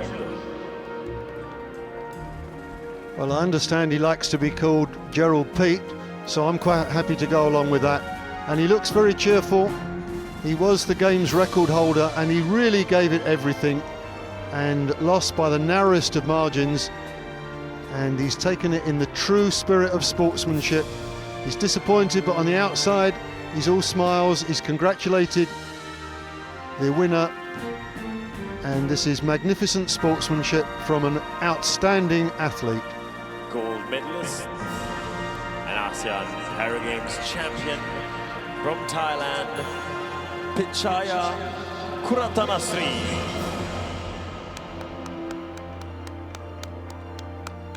And so to the gold medalist, Pichaya Kuratanasiri.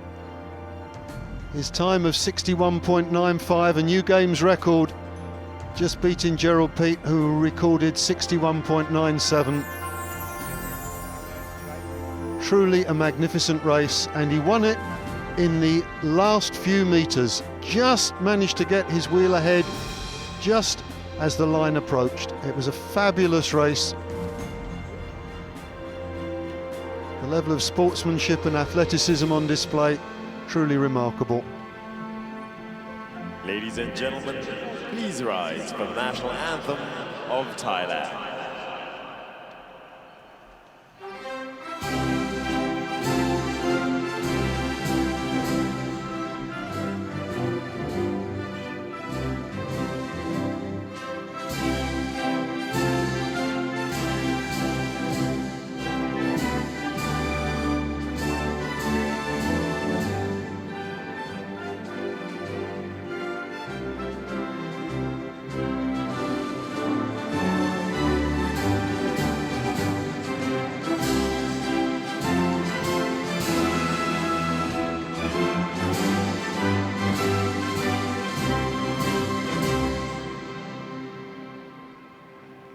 Presenting once again your medalist.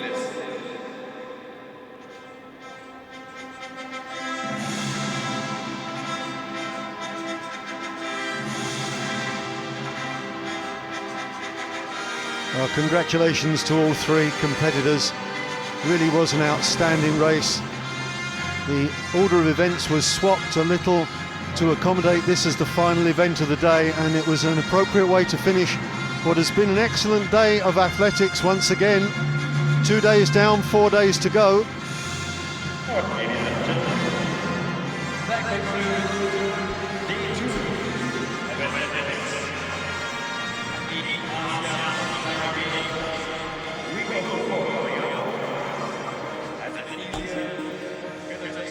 Well, this is a look back at some of the events of the day, and we've had jumping, throwing, we've had wheelchair racing, we've had blind racing, we've had magnificent spectacle, we've had some disappointments, we've had some ecstasy. We've got 3 double gold winners already. We've got Felicia Mikat, we've got Peo Pongsakorn, and we've got Sutano, 2 gold medals each. We've seen older athletes, we've seen young athletes, we've seen fierce competition and great sportsmanship. We've seen everything that you would want in a major games. So that's the second day coming to its conclusion. I'm Jamie Reeves. Please do join me again tomorrow morning when we'll once again be bringing you all of the events from the track and field at the National Stadium here in Singapore, from the 8th running of the ASEAN Games. That's a quick glimpse there of one of the double gold medalists, young Felicia Mikat from Malaysia. And it's a day when Malaysia finished the day top of the medals table.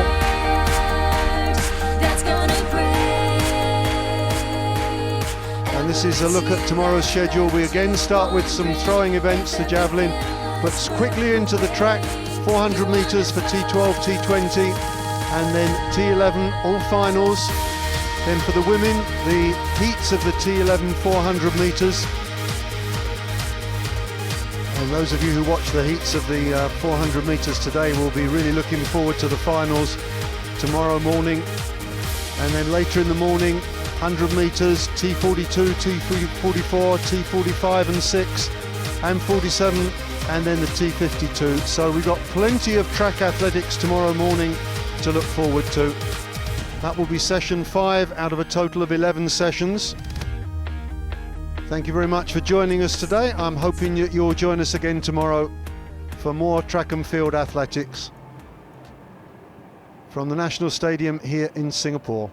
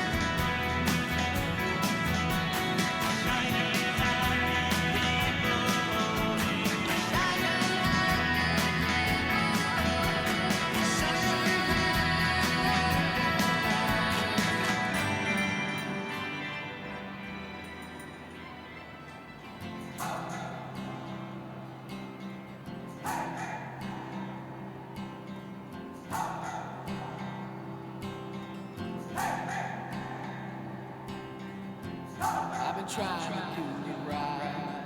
I've been living a lonely life. I've been sleeping instead. Sleeping in my bed. Sleeping in my bed.